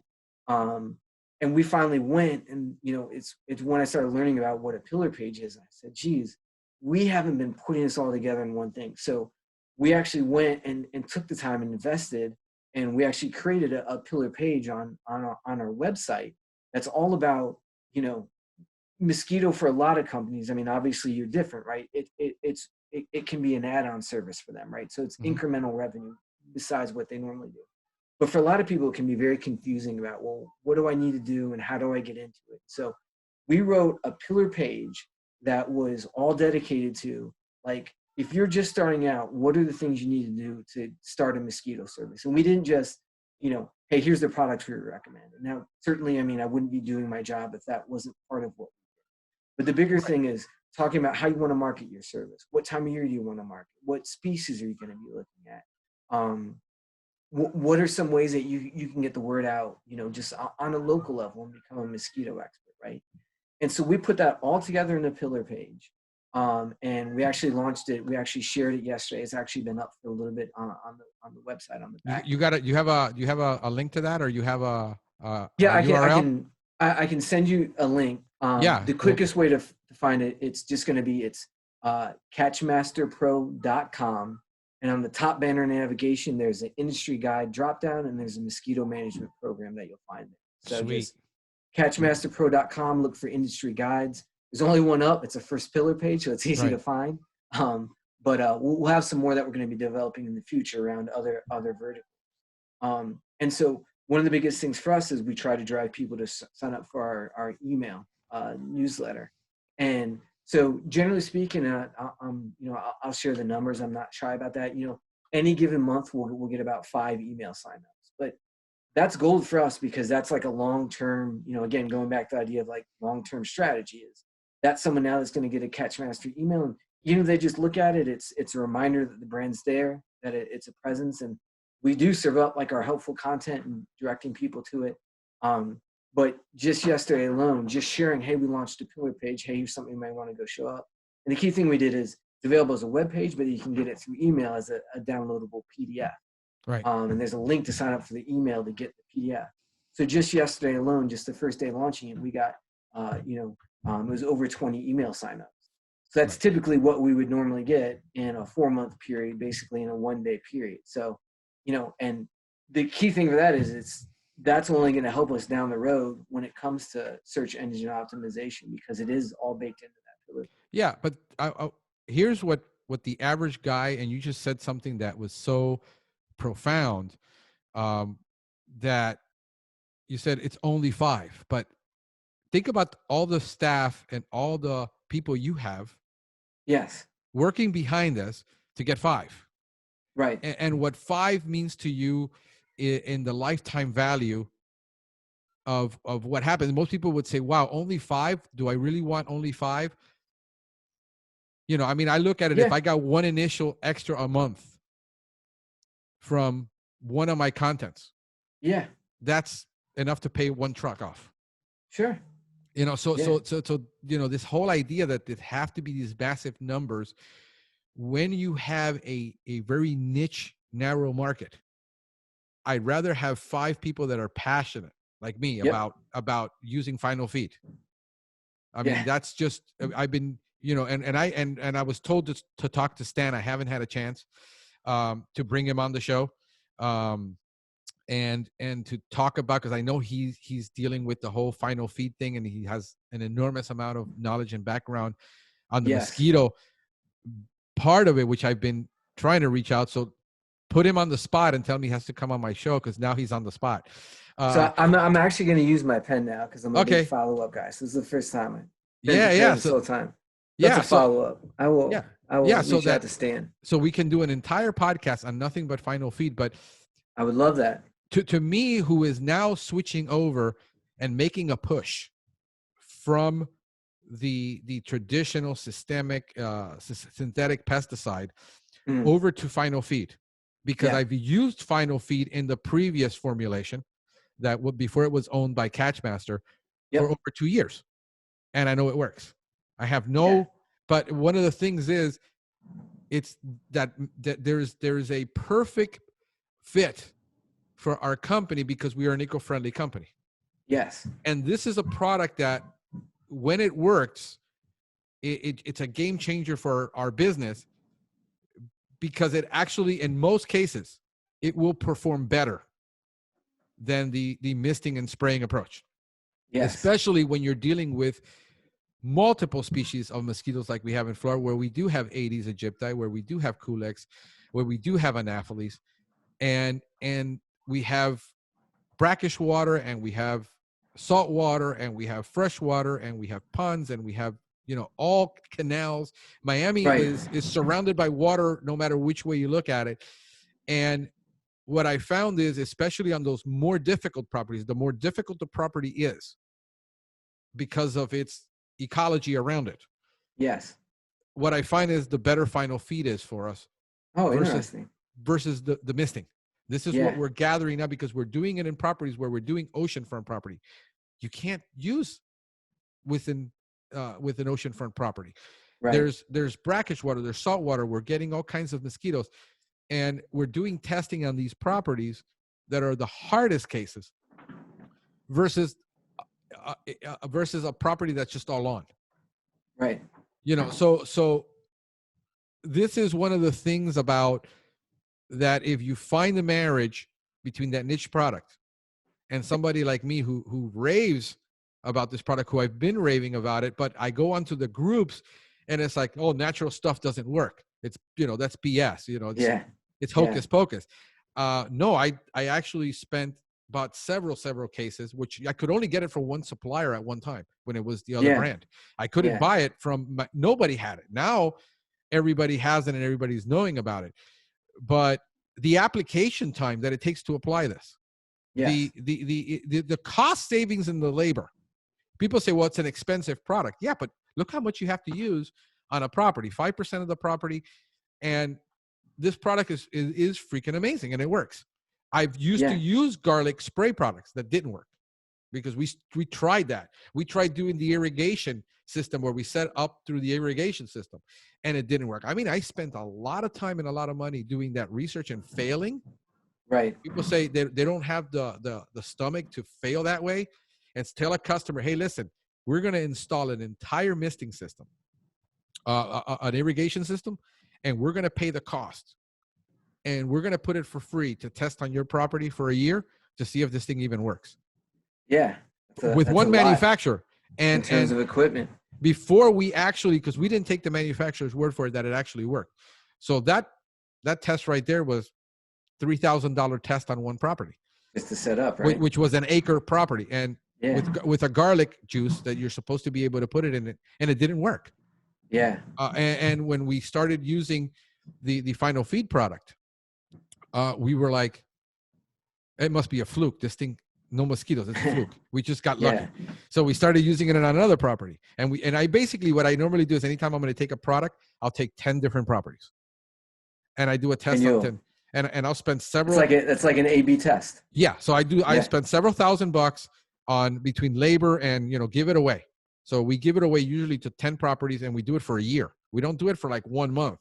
Oh, wow. Okay. Yeah, we'll do it. If we're doing a mosquito product, I'll do it for an entire, because I want to know at the height of the season, at the low part of the season, where, if it's even necessary to keep using it. And then, do I need it once a month? Do I need it every 2 weeks? I got one property where we started doing it weekly. Then we moved to 2 weeks. Then we moved to a month and said, no, a month. No, we got to go back to a week.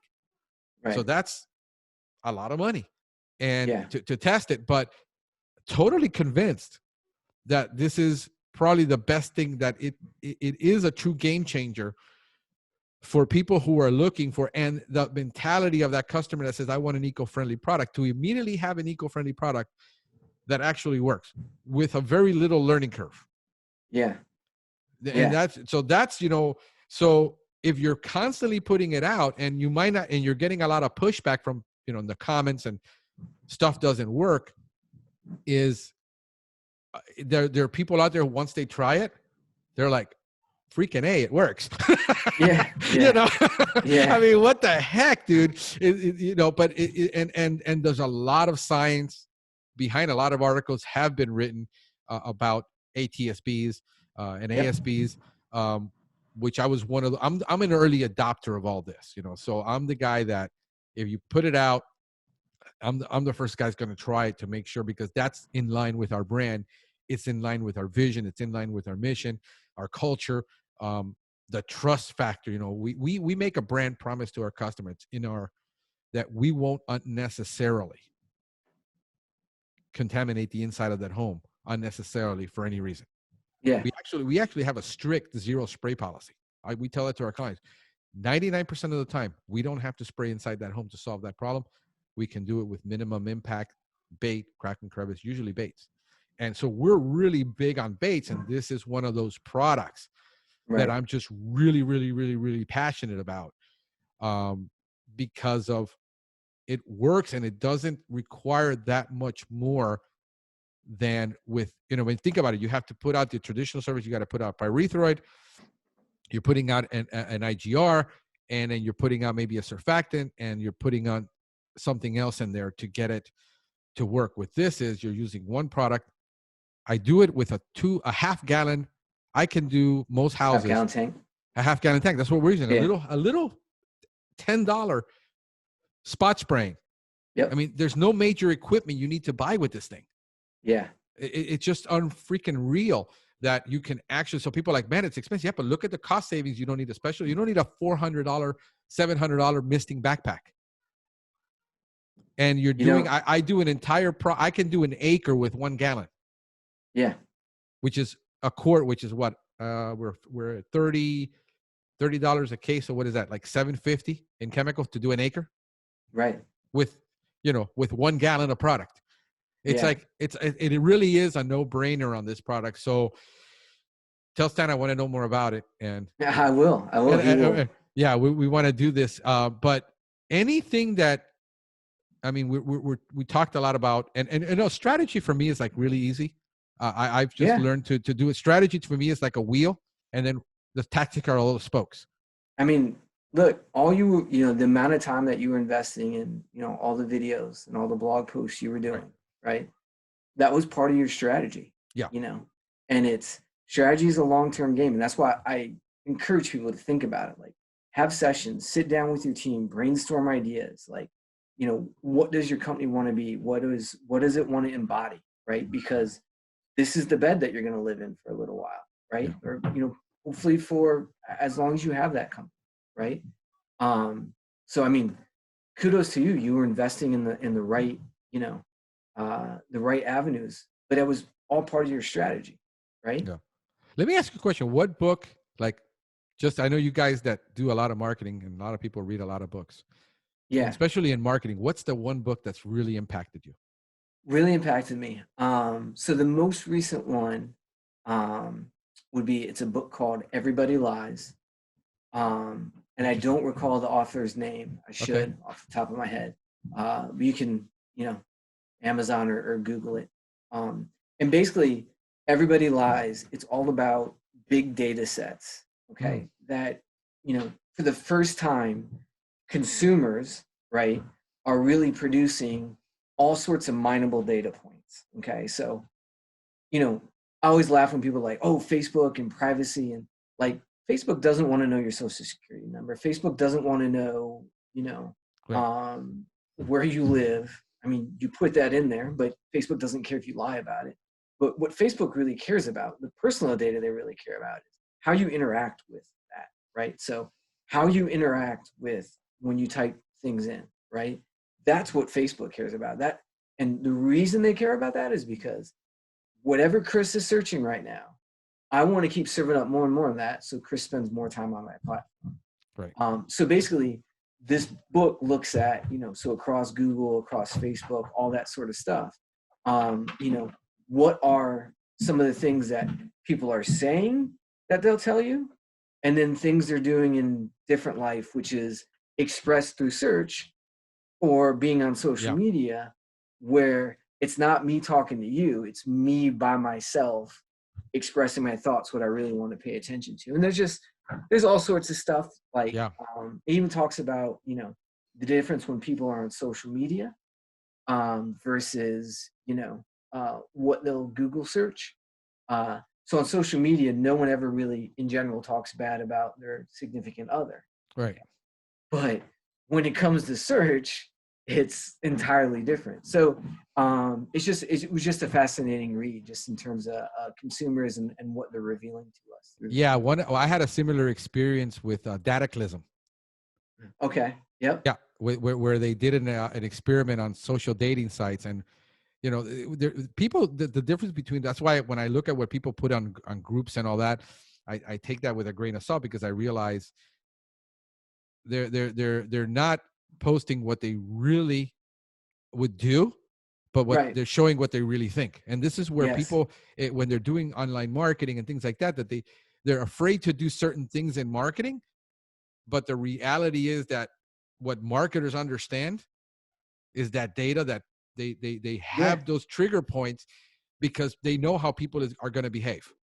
Exactly. And the online behavior is different than what people say when they're in an intimate group. Yep. What you would not say in front of your wife or friends, you're actually manifesting that online. And this is where people need to understand that they can't, and again, marketing is looked at something sleazy. It used to be the car sales guy. Yeah. But now the marketer is also a sleazy, to be a marketer, or worse yet, to be called an influencer. I mean, people are like, you're an influencer. No, I'm not, dude. Nobody's listening to this podcast. I understand. I know where my numbers are, but I have a long-term vision of what I can do with this, the good I can do with this, what is happening, and what I plan to do in the next 10 years as a strategy. So this is not me. You noticed I've never sold a product on my podcast. I've been doing it for 5 years. Right. Yeah. I'm not into that, because I understand that patience thing. I think I would have not had the patience to do this when I was 20. Yeah. Very different life stage, right? Yeah. So that means, for me to be able to sit here and just actually enjoy this conversation with you and help a ton of other people, because that's just me. I wish I could help a lot of people, but I don't have consulting time. Yeah. And you are doing something awesome that you already know how to do, and you're doing it for a great company, which I absolutely love that brand. And Thank you very much. Yeah, and it's usually because of the people I also interact with that brand.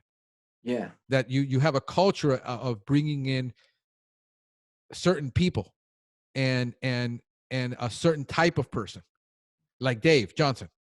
Dave's awesome. Yeah, I mean, for no reason, he'll call me up and, hey, bud, I just saw your post and I just want to make sure you're okay. For no reason, because he's not. I'm not even in his territory. I know. Yeah, that's. Yeah. I mean, right, so when you see stuff like that, and you see people that actually care, it's not about pushing product. It's about they actually have a culture, and developing that culture in your brand is part of your branding. That people don't consider that's the brand. I want people that are loving. I want to bring people that care into my organization, because what we do is more about caring as a brand than the pest control. The pest control is a commodity. Right. What I want to show is that we care about their environment.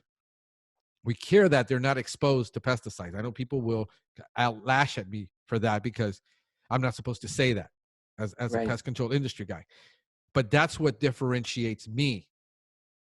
Yeah. One big book for me that did it, which that's when I made the leap, believe it or not, is called The Blue Ocean Strategy. Blue Ocean Strategy. That's the name of the book. Yeah.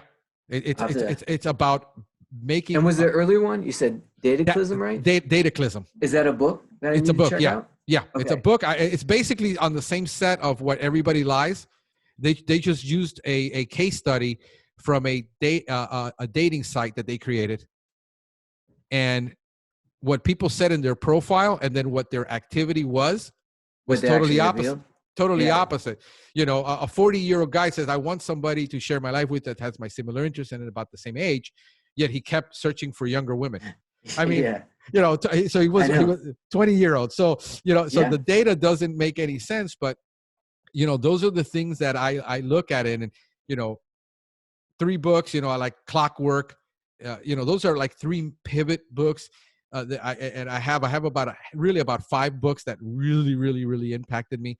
To have that long-term strategy, to have the patience, to have to continuously do it, even when it doesn't produce any results. I mean, for the first 50 podcasts I did for 50 weeks for a year, nothing significant to write home about. Right. And I see most guys start out with, and they have 3 to 4 podcasts or 13 podcasts and they quit. Yeah, you gotta. Because they don't. I think the strategy has to do more with the heart, the vision. Yeah. I think my strategy is really born out of vision of where I want to see the industry go, where I want to see things go based on what I personally believe, and that just drives me to do what I do, because there's no reason why a guy who's running a business should be spending 2 hours on a podcast or 4 hours. I mean, it takes me about 4-hour investment to do a podcast.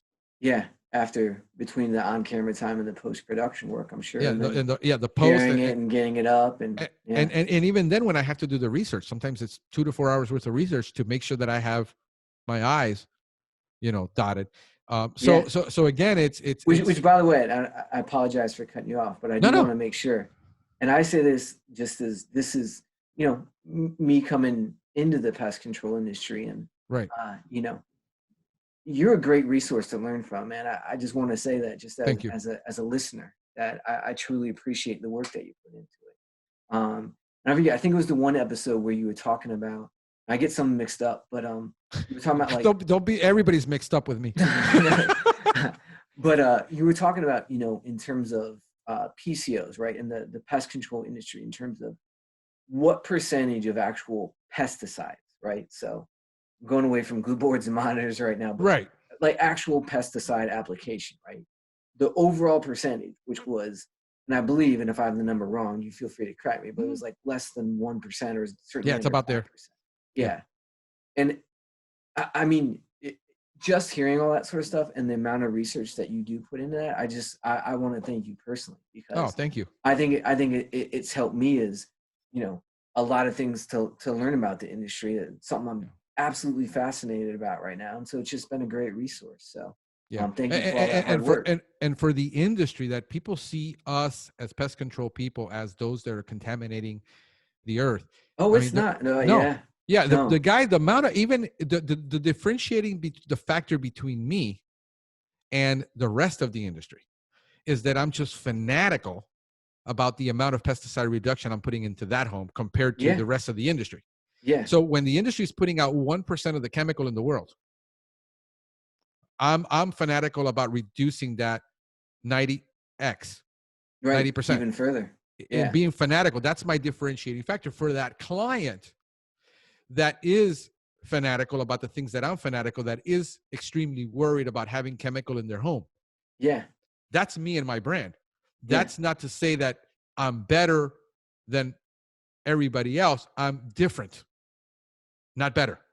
And people say I have to be better than them. I have to be better. No, you in brand differentiation, you just have to be different. I just went radically different. Yeah. Based on when everybody's killing themselves to compete for that same market, I said, why don't I just go in a market that nobody's dying to compete in. Yeah. Yeah. And do that. And based on my value, my belief. And so that's my brand. It's not something that I went in because it's cool. It was something that I was doing when it wasn't even popular. But people Yeah. don't see that I have a 10-year investment in that.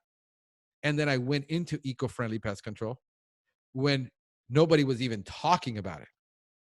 Right. And I said, And I'm way ahead of the passionate. curve, but you had your vision, right? You Right. had your vision, and it's obviously something that you're passionate about, Yeah. right? So, that's one of the things that's going to keep you driving, right? Yeah. Is That's the only thing finding, sometimes, yeah. because this gets darn hard.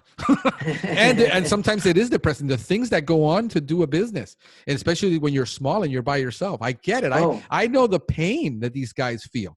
yeah. And I'm trying to figure out what I can do to alleviate that pain somehow. Help them out, yeah. Yeah. And it's Yeah. really about sympathy and empathy for people, not because I know what I went through when nobody would help. Right. Nobody would. Right. And so those are, so that's why a company like yours, that I appreciate the fact when I get a call from Dave, or an email or a text for no apparent reason, because he's got nothing to gain from it. Right. To really, so that when I look at companies that I love to do business with, Yeah. for what they stand for, not necessarily the product they provide. To Right. me, I think the younger consumers, the older guys, and if we can talk about it, if you got some time, I don't know if you've got time.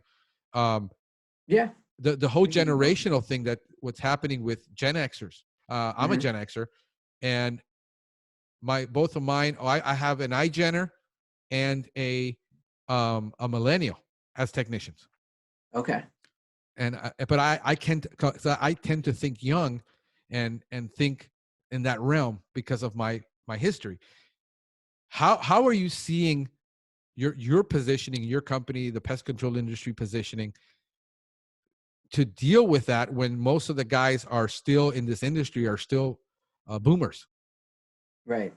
and Right. they're not grasping that whole concept? And how do we deal with that in the marketing, and how are you guys dealing with it? And what's been your thinking and advice, and things that you're going to move in that direction? Because it's right now, I'm looking at TikTok. I'm telling people, Yeah. I Yeah. mean, it's no longer for that 10 to 14-year-olders. It's getting older progressively. Sure. And I'm trying to reach guys and influence the next 10 years of buying habits. Yeah. Yeah.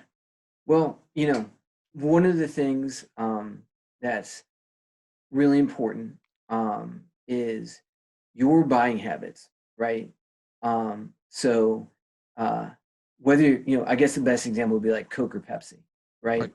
Like you probably determine that if you're a Coke or Pepsi guy in your teenagers years, and you probably stick with that, right? Yep. I'm a Like Coke guy. you're Coke, me too. Although my one friend in high school always had Pepsi, so every time I taste, I'm like, oh, I'm back hanging out at Brian's house. Right. But it's like a nostalgic taste. But otherwise, if I go out, I'm ordering a Coke, right? So that's one thing to think about. And I'll say younger generation. So I'll just say I'll lump it all together.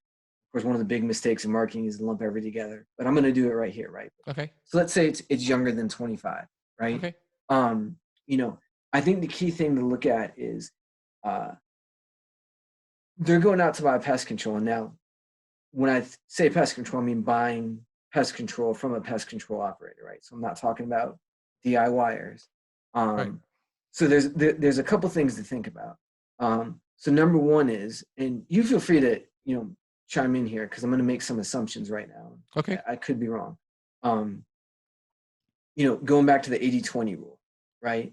One thing I'm willing to bet is the people who buy pest control from a pest control operator, okay, they're probably, generally speaking, a little bit older. And the reason I'm just making that assumption is versus DIYing, okay, it's generally speaking more expensive. So I'm thinking a little bit more disposable income, Right. have the ability to spend on a treatment, right? Mm-hmm. But when you think about reaching a younger consumer, okay, what are some things you can do? Well, the first is to consider the avenue where they're at, right? So TikTok's a great example, okay? And that goes back to too, one of the things that we talked about, which is when you do create content, making it as available on many different platforms and in many different ways as well, right? So, you know, it may not be the most appealing thing to people, but you could make a TikTok video out of a cut of this, you know, podcast, right? The video cut of it. Right. We would set a record for the minimum amount of views anyone could ever get, but that's beside the point, right?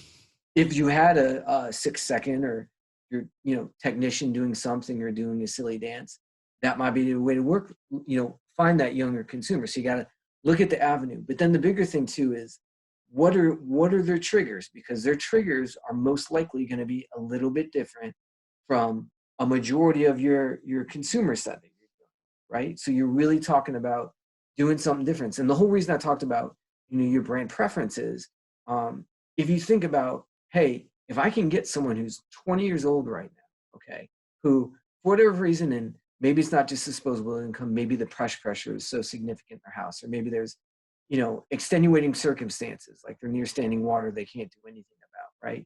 But if you give them service and you get the job done for them and all the awesome things about you're trustworthy, you're professional, you provide a guarantee, all these things, you check the boxes for them, right? Going back to that lifetime value of the consumer, right?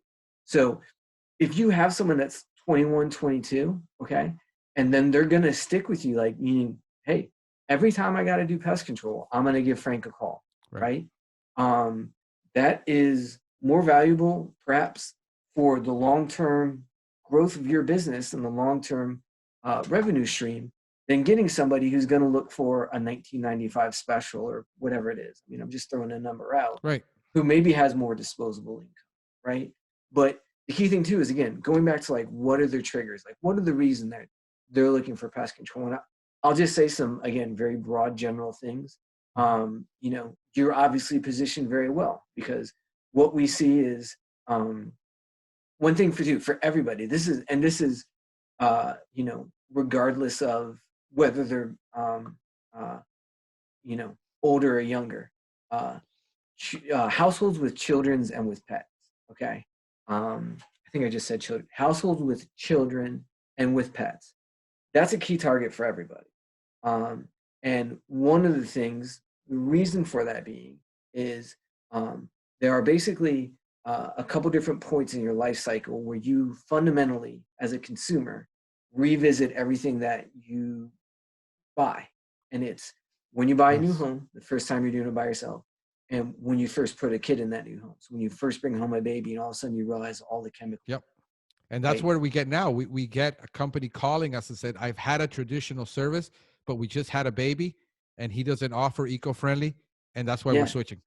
Yeah. They love the guy, they love the company, but he's not offering, there's a new consideration now. And I get the same thing when somebody says, I got a pet.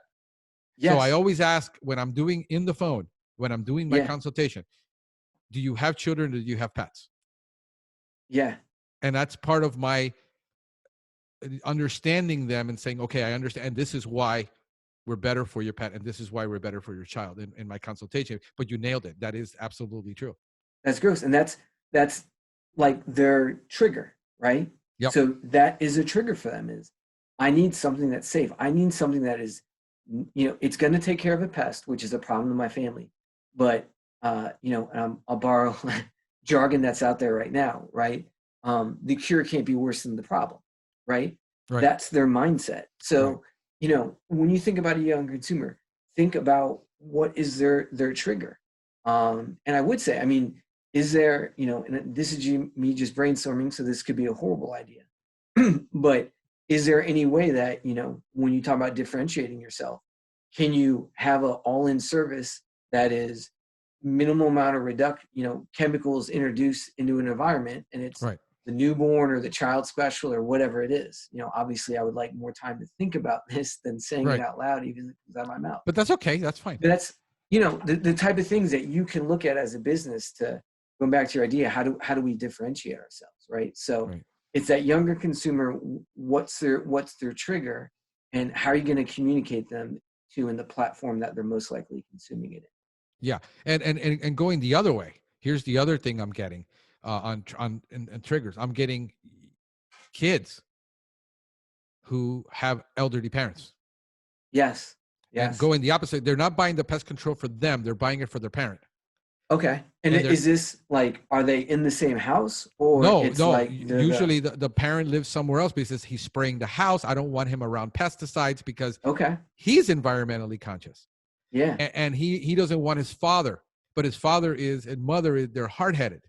And Uh-huh. he says, Yeah. so I want you to do the service for that reason, because he's had this other company and I don't want to, they're sick, they got cancer.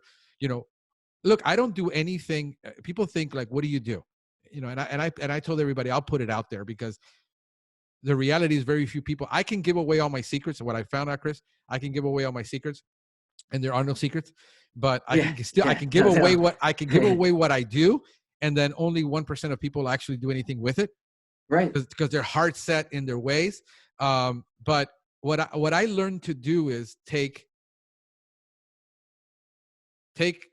IPM, institutional hardcore IPM, what you do in a hospital, what you do in a lab, on a high level lab facility, a level 3 facility or whatever, Yeah. and take the same process Mm-hmm. and I'll bring it to the home environment, which nobody's doing. Yeah. That's That's very what I smart. explain to my clients. So it says, do you have anything natural for roaches? Well, no, we use IPM and this is how we do it. This is why we do it. But I also have 100% mosquito service.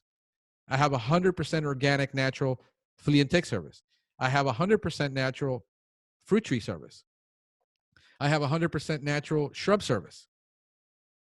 We just can't do ants 100% natural. But compared to the traditional service, we're like, 90% less chemical in that home. We never have to Yeah. even spray the inside of that. So we're bringing all So you this. can differentiate in comparison. It's not Yeah, an absolute. It's not all natural, but it's more natural, right? yeah. And Yeah. what I tell people is, well, why are you having this problem? And I get into the diagnosis. Oh, yeah. And about exclusion, I said, you realize that if you put thresholds on your doors from that garage, how they're getting in is through your garage, because they're getting into the garage and then they're getting into the house because you don't have a good seal on that garage door. And so I'm curious, just when you have that conversation with a Yeah. customer, right? And again, this just goes back to, a couple of themes that we've touched on, Okay. right? Which is, the expertise that your typical, pest control operator has that Joe consumer doesn't, or Joe Right. consumer, right?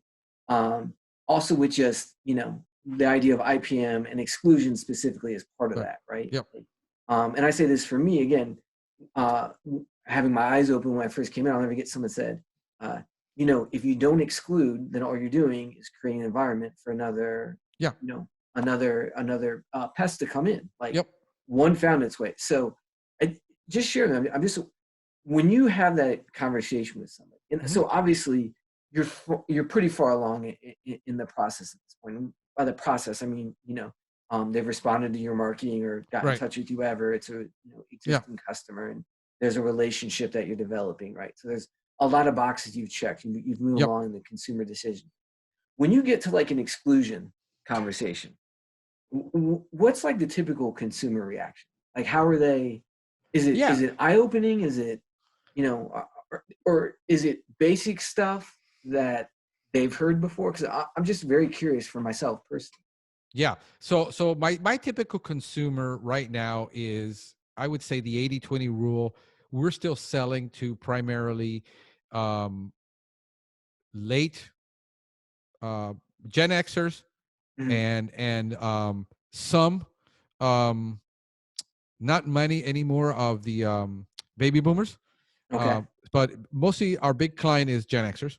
Yep. And then we're starting progressively selling more to late millennials. They're in their 35s and they're starting to have their families. Starting to have their families. Yep. So that's about 80% of our clientele. And then it can go mostly older, not younger yet. Yeah. So what they're used to is the spray guy. They've had pest control forever. The spray guy comes every month and sprays. Yeah. That's the traditional, what they've experienced, because that's what their father did and that's what they did. To them, that's what pest control is, right? Right. So we use natural and organic, which we do have. It's not something that we say. We have 500% natural 25B services that we actually use those products. But when I start talking about natural control, and I go into the home and I say, look, the reason you have holes on the outside of the property and you have holes on the inside of the property. We might not be able to fix all of the holes outside, but we can fix the ones inside. So if we can seal underneath your sink, and you have a garage and they're getting into the garage and you have a threshold at the door that they're just coming in under and it's not sealed. If we just fix those two things, I just controlled 80% of your problem long term. Yeah. Yeah. So that's what's more natural than not having to use a product. Yeah. Nothing beats that. So that's what we focus. So at every service, so here's a house that was built in 1950, because our older homes in Miami were built in the 50s. We don't have 100-year-old homes. So they're mostly built during the 50s, 60s. And every one of those homes that we go into, there's the infestation right there underneath the sink. There's the hole.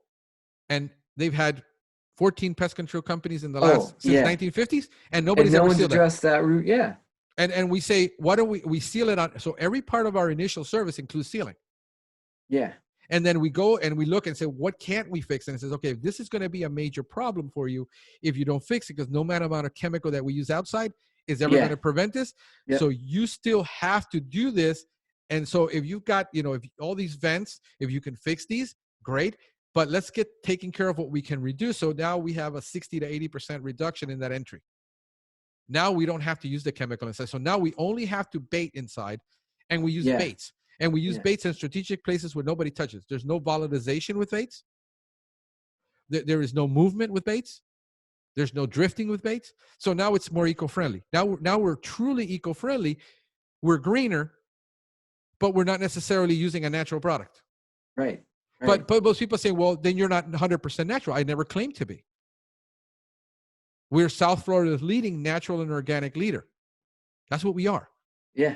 And so people are afraid of using these marketing terms because, well, that's misleading. It's not, because my goal is my marketing is to get my phone to ring, so then I can explain to my client my differentiating factor and let them make a choice of whether they want to use this or not. But when the customer calls me and says, well, I want 100% roach service or 100% natural ant service, do you provide that? Says, well, let me explain to you what we do provide. Right. And right off the bat, I disclaim it. I says, we don't have 100% natural. I have these other 5, but I don't have that one yet. And the reason why is ant behavior. Yeah. It can't be done with the biology because we have 7 tramp ants in Florida, much more than anybody else in the country. Yeah. So we can't deal with it, but here's what we can do. We don't have to we can solve the inside problem. If you got ants in your cabinets, because we get lots of ants that go in cabinets, and we just use 1 drop of bait. We use a boric acid bait for that. And we solve that internal. Outside, we're going to have to use a synthetic product. Yeah. Well, what about my kids? Well, we're not putting it in the whole yard. We're putting it 1 to 5 feet around that mulch area. And we explain, I said, the dog isn't going to walk over it all the time. Yeah. We're doing a perimeter treatment. We're treating the soffits. We're treating windows. Nobody's touching that. But we're improving the air quality in that home because we're not introducing a product into that home that unnecessarily. And that's always my case is it necessary to solve the problem? Not is it, well, that's what people expect. That's what we do. That's not my question. My question is it necessary? And then I get into whole this that says, and we solve it generally within 2 shots. But we never had to spray. We don't even do crack and crevice. A lot of companies do crack and crevice. We don't do any crack and crevice to solve German roach, American roach, Australian roach, and the 7 types of ants that we have. We don't have a need to do it. It says it can't be done. I says, we've been doing it I did it for 5 years before I actually launched the rebrand of a new company. Yeah. And I did it, and I know it works but I'm passionate about pushing that envelope and saying, what can't we have to do or don't have to do? Instead of thinking, what new product do we have to use? Or I'm just passionate about pushing that envelope, which most people aren't, but they're not willing to pay the price either to do that. Because now they got already 300-400 clients that they can't, and I had to do this. I had to literally change my customers' minds. Says, we're no longer going to spray. Here's how we're going to do it. So there's a big part of consumer education that way. And so constantly what I do, 80% of what I do is education. Now, mind you, this transaction takes place on a 10-minute conversation on average on the phone. I close the average sale on the phone between 5 to 10 minutes. 5 to 10 minutes. Yeah. Because by the time, because I've done a great job at branding and marketing, the consumer is already 80% sold by the time he comes to me. He just wants to know the little details. They're coming to that conversation with expectations. Yeah. Right. So they're what I've done is I've already, hey, this isn't what you think, but I've done it through the branding, I've done it through the marketing, I've done it through the videos. So now we have a more realistic expectation, and why I'm seen as the expert, Right. because I'm the only guy talking Right. about it when nobody else is. Yeah. So that's my strategy. I'm talking about a lot of things on this podcast that nobody's willing to do. A lot of stuff that consultants aren't willing to say, that we've discussed so many things that nobody will ever really disclose on a 1 hour and 30-minute podcast. Yeah. You're right. So, but that's the new market. And people don't want to. What if I say the wrong thing? Well, we said a lot of wrong things. I don't think none of them are going to be taken so far out of context. Because, you can't be afraid to fail in anything, right? Not marketing, not running a business. I mean, that is, that's part of it, right? And I think there's a lot of wisdom in what you say, because what I hear from that is like, you'll be so hesitant to say the wrong thing that you won't say anything at all, right? And I'm a firm believer in, and it's got to match with what your brand is, all that sort of stuff, right? Yeah. But and I always say this is one thing that I always share in our building with everybody, because they'd be like, "Oh, do we need to share this?" Or I'm like, if we don't tell the story of Catchmaster, right, no one's going to tell it, right? And so part of that is, at some point, it's, hey, maybe this wasn't exactly the right thing, but we're telling our story, right? And so, kudos to you for having that. Let me ask you this, because it's just one of the things that everybody has to deal with, and that's pushback. Yes. How are you coming into this position as a brand manager? As here's what we need to do, and how does that discussion go? Is there a lot of pushback in the new things that maybe you want to do that the other guy didn't do, or the new direction you might want to go, or the company wants to go, but the rest of the organization isn't on board because they don't understand it? They don't understand the whole social media. Some of you guys do, but maybe they don't. How are you dealing with that pushback, and how are you dealing with progressing in that direction when nobody else wants to do it? Yeah.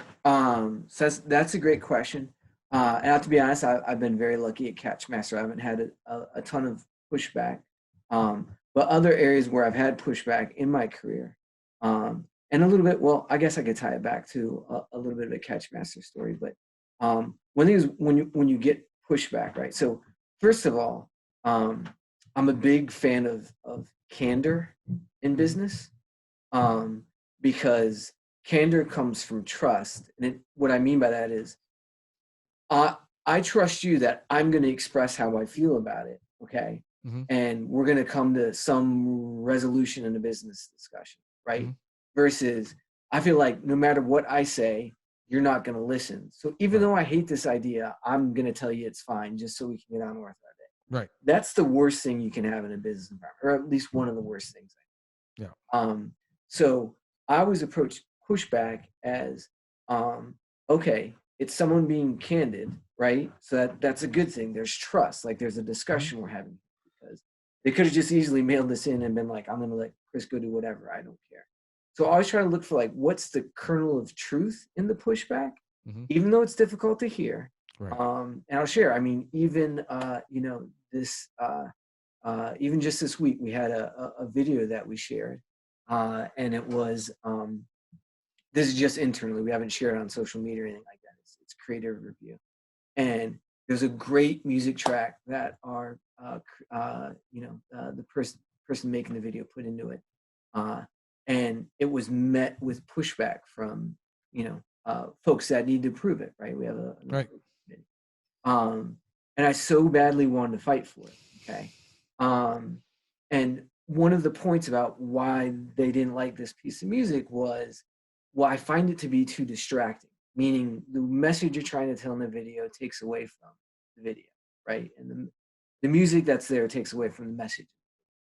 And so the way I handled it was, I thought really hard. I'm like, okay, I'm super passionate about this. I really like the track.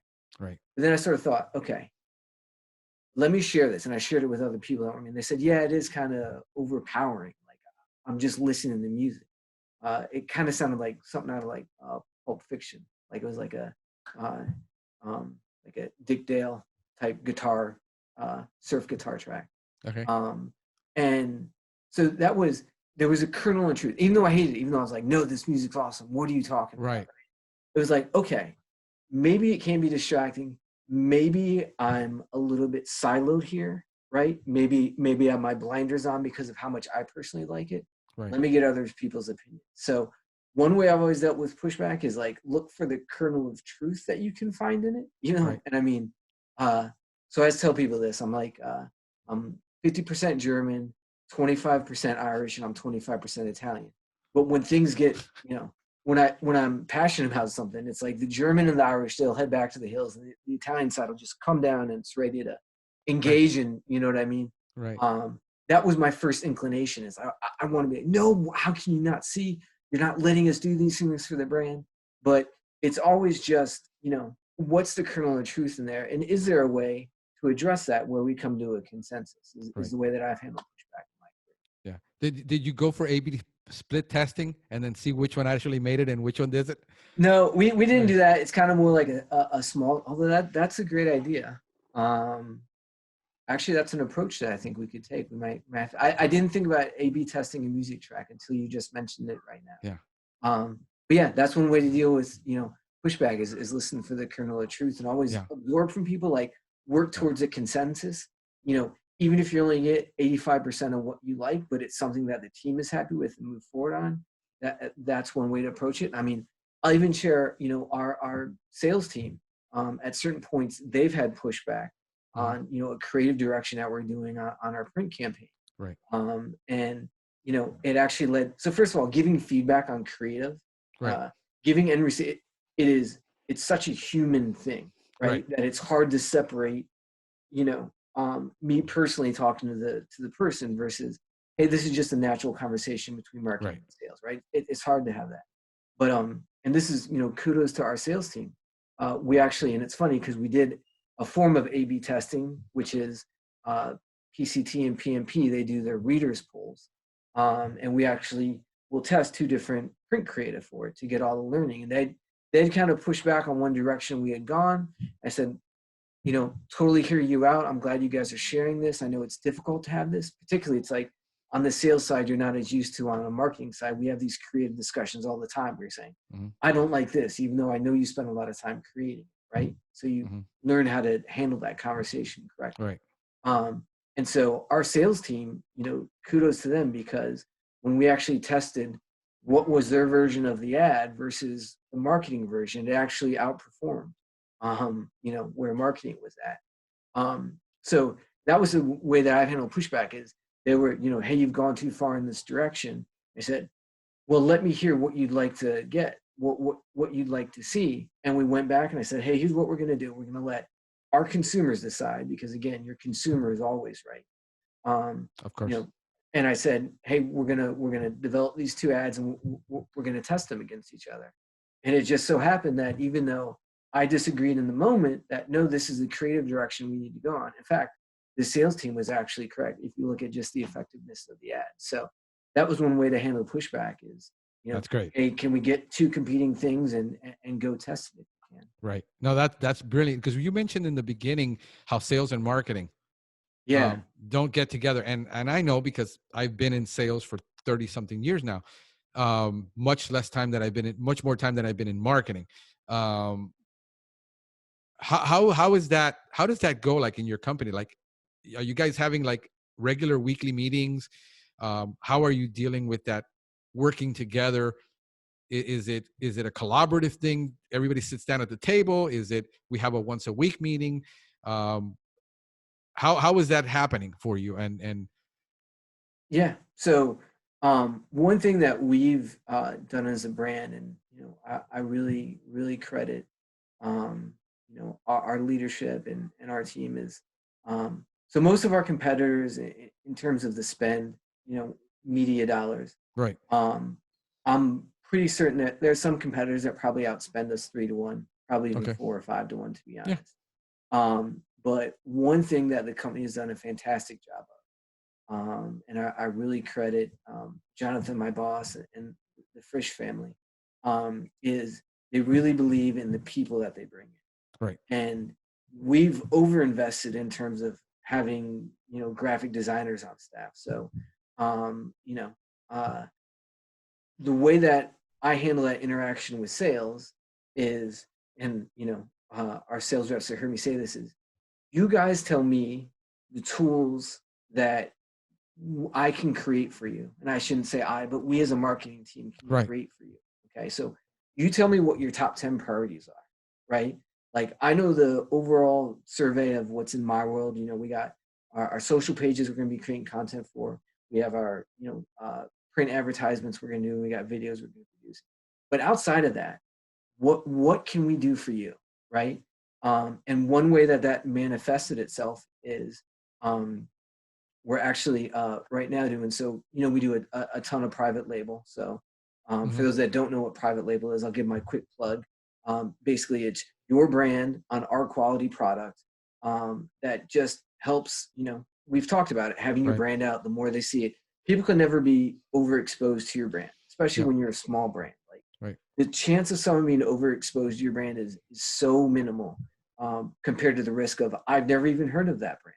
Right. This could be people that maybe have, a monitor in their house, right? Or at a business where they work, right? Maybe they don't know. It's the first time looking, like, oh, well, I would trust maybe the same pest control operator that my business has. How would they ever know? So, Salesforce came to us with a great idea, which is basically, hey, we have some targets. Can you guys just create these so it's like a sales leave behind for us, right? Meaning we're going to show up for the meeting. Hey, it's a Catchmaster quality product. You know it, the products work. Right. Here's the advantage you get of marketing and having your brand and that additional presence, and show up to the meeting. Like, I'm going to leave these. Here are 10 monitors I'm going to leave for you just so you show this is what we can produce. So, it's really been just reaching out to them, asking for them, what sort of resources do you need that we can create? But again, I'm fortunate that we're in that position because of the way that the business has invested in the human aspect, Right. and having the headcount. Right. Yeah. It's very important. If you don't have the resources, people want stuff, but you can't make it. Yeah. That's no. I love the idea because I've actually thought about, and I'm still thinking about it. And might have to do something on this pretty soon. To one of the greatest things that I can use to leave behind for a client, even if they don't buy from me, Yeah. is monitors, and say, Sure. okay, even if you decide to hire another company, put these out, and if they're still spraying and if you're still seeing bugs, you might want to give us a call. Take a shot. What do you got on it? Let me know. We'll have the solution for you. Yep, and that's it. And I'll believe it, I do a ton of consulting on the phone. I got reviews, like just I think one review or two in the last week. A company out of Orlando, a customer out of Orlando, where he's 200 miles from me. No, we don't service that area, but tell me what the problem you're having is. Yeah. And I said, okay, this is how I would start solving this, and then if you need a company, I can try to get you one up there in Orlando. And he wrote a review for me of, even if I didn't sell him. Just for the recommendation. That's awesome. Yeah, just for the way I helped them. So that's when you bring in, you mention about bringing in the right people and the right culture. That's what I want in my people. That's what I want. That I care more about the customer, the person, than the sale, than the business, because it'll naturally come. Yep. I don't go desperate of how much I have to sell. I know that it will naturally come because I've set an infrastructure to allow for that and to allow for people to care. So I think that in those conversations that you actually care about them versus trying to, let's see how we can shine here as a department. I think and that requires a lot of humbleness, because business is tough. I mean, salespeople have big egos. I mean, I know, but at the end of the day, I tell my people is, look, if you've got a great idea, and even if it's mine, I tell people all the time, I have a ton of ideas, and 99% of them. Yeah, you're an idea guy. I can tell that. But 99% of them are total crap. and so you got to look at it and say, yeah, even if it was my idea, this isn't working, shoot it in the head. Yeah. And my guys will come up with ideas, and oh man, we've been doing it this way, and what about if we do it this way on this account for this reason? And that, that's a wonderful idea. Right. It goes off of protocol, but is it, worthwhile trying? So a lot of the times they'll come up and say, look, we've done it 3 or 4 times. Something's not working. Let's try it a different way.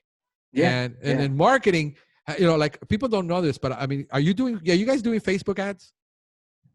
So this is what's, and this is one of the proudest things that I have is we're not doing Facebook ads. Okay. We do. And, we've grown our reach, but it's all organic. We've invested in the content, not in the spend. So, that's a different approach that we took. My whole thing is on Facebook.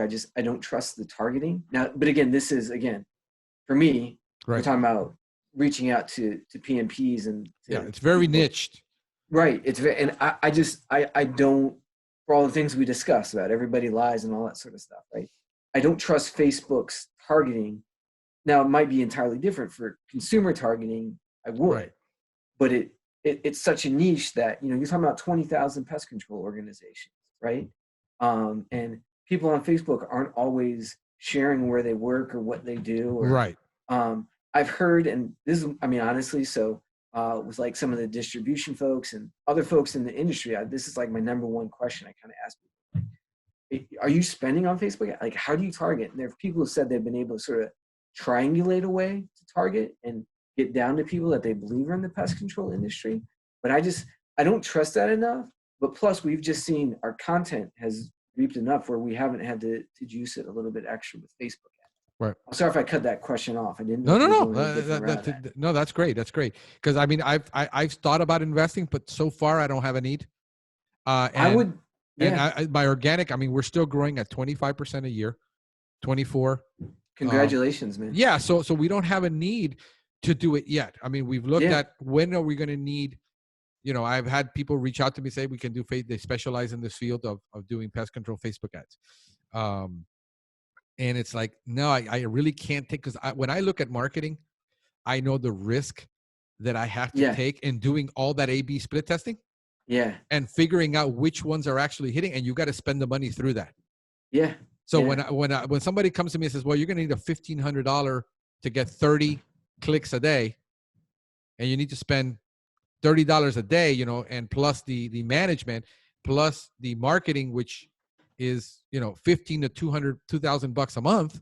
Yeah. That's a significant spend. You got to spend at least, maybe 2 to 3 months on testing. Yeah. And blow that budget on testing the ROI. See, the thing is, too many guys are expecting an instant ROI. Oh yeah. They're transactional folks. If I put out 1,200 flyers, I expect, 10 calls. Yeah. You're not always going to get the 10 calls. You're going to get, my experience has always been 1/10 of 1%. Maybe because I'm the market I'm in. So with me, it's just creating more content, but at scale now. Because now I'm at a point where I can create one giant piece of content, but then create off of that another 20, 30, 40 pieces, and then distribute it across 7 channels.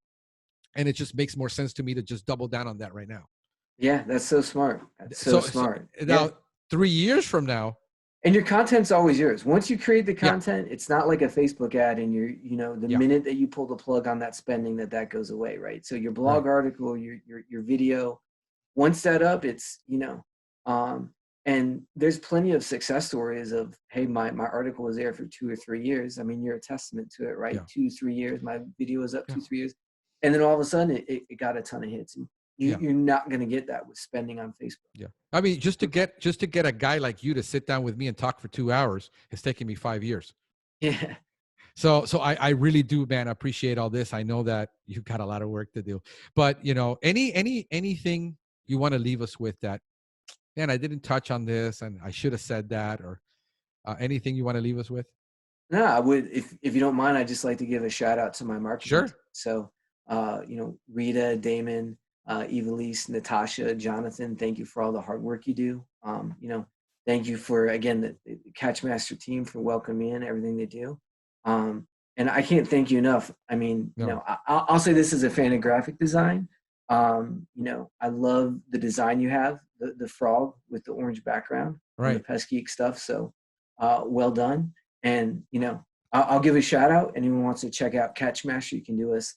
Just do Catchmaster Pro, search it on Facebook, you'll find it, or catchmasterpro.com is the website. And, you know, again, thank you for everything that you do, all No, the thank you. dedication for this. I know we went a little long today. I'm very Nah, talkative, but I've enjoyed the conversation I very loved it. much. I loved it. Let me ask you this: anything that you can talk about that's coming down the pike, like a new product that you're going to releasing like really soon, that is something you can talk about? Sure.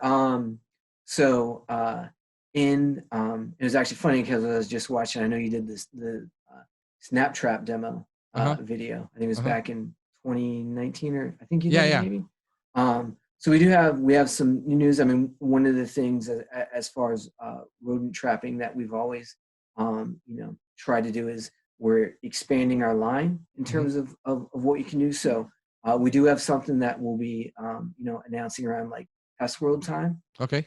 So I'll be coming up in like September, October. But our whole goal is to be like that holistic brand, whether it's monitoring or trapping or, you know, be able to be like, hey, we can be that one brand that does it for all you. So we have a new offering coming for that.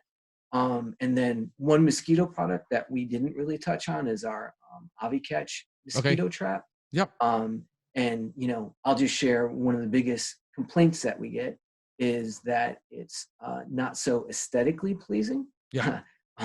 which I do get. It does kind of just look like a bucket right now. So when we get to Pest World and then when we get into 2021 mosquito season, same type of functioning trap, but we've addressed the aesthetics. So that'll be some new Sweet. news. Those are the next, you know, probably next 6 months of news that we have on the Catchmaster brand that I'll be Sweet. excited in sharing and, you know, bite-sized little content when we get to it. No, and whenever that king comes out, feel free to reach out to me. We can do a demo on it, and you guys can talk about it, and just come on whenever you guys want.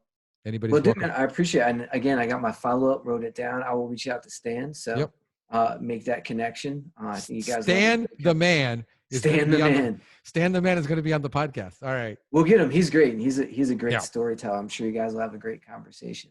Cool, and brother. thank you again for those book recommendations. I'll get on that. Oh, you know, here, do you smoke cigars? So, okay, I used to.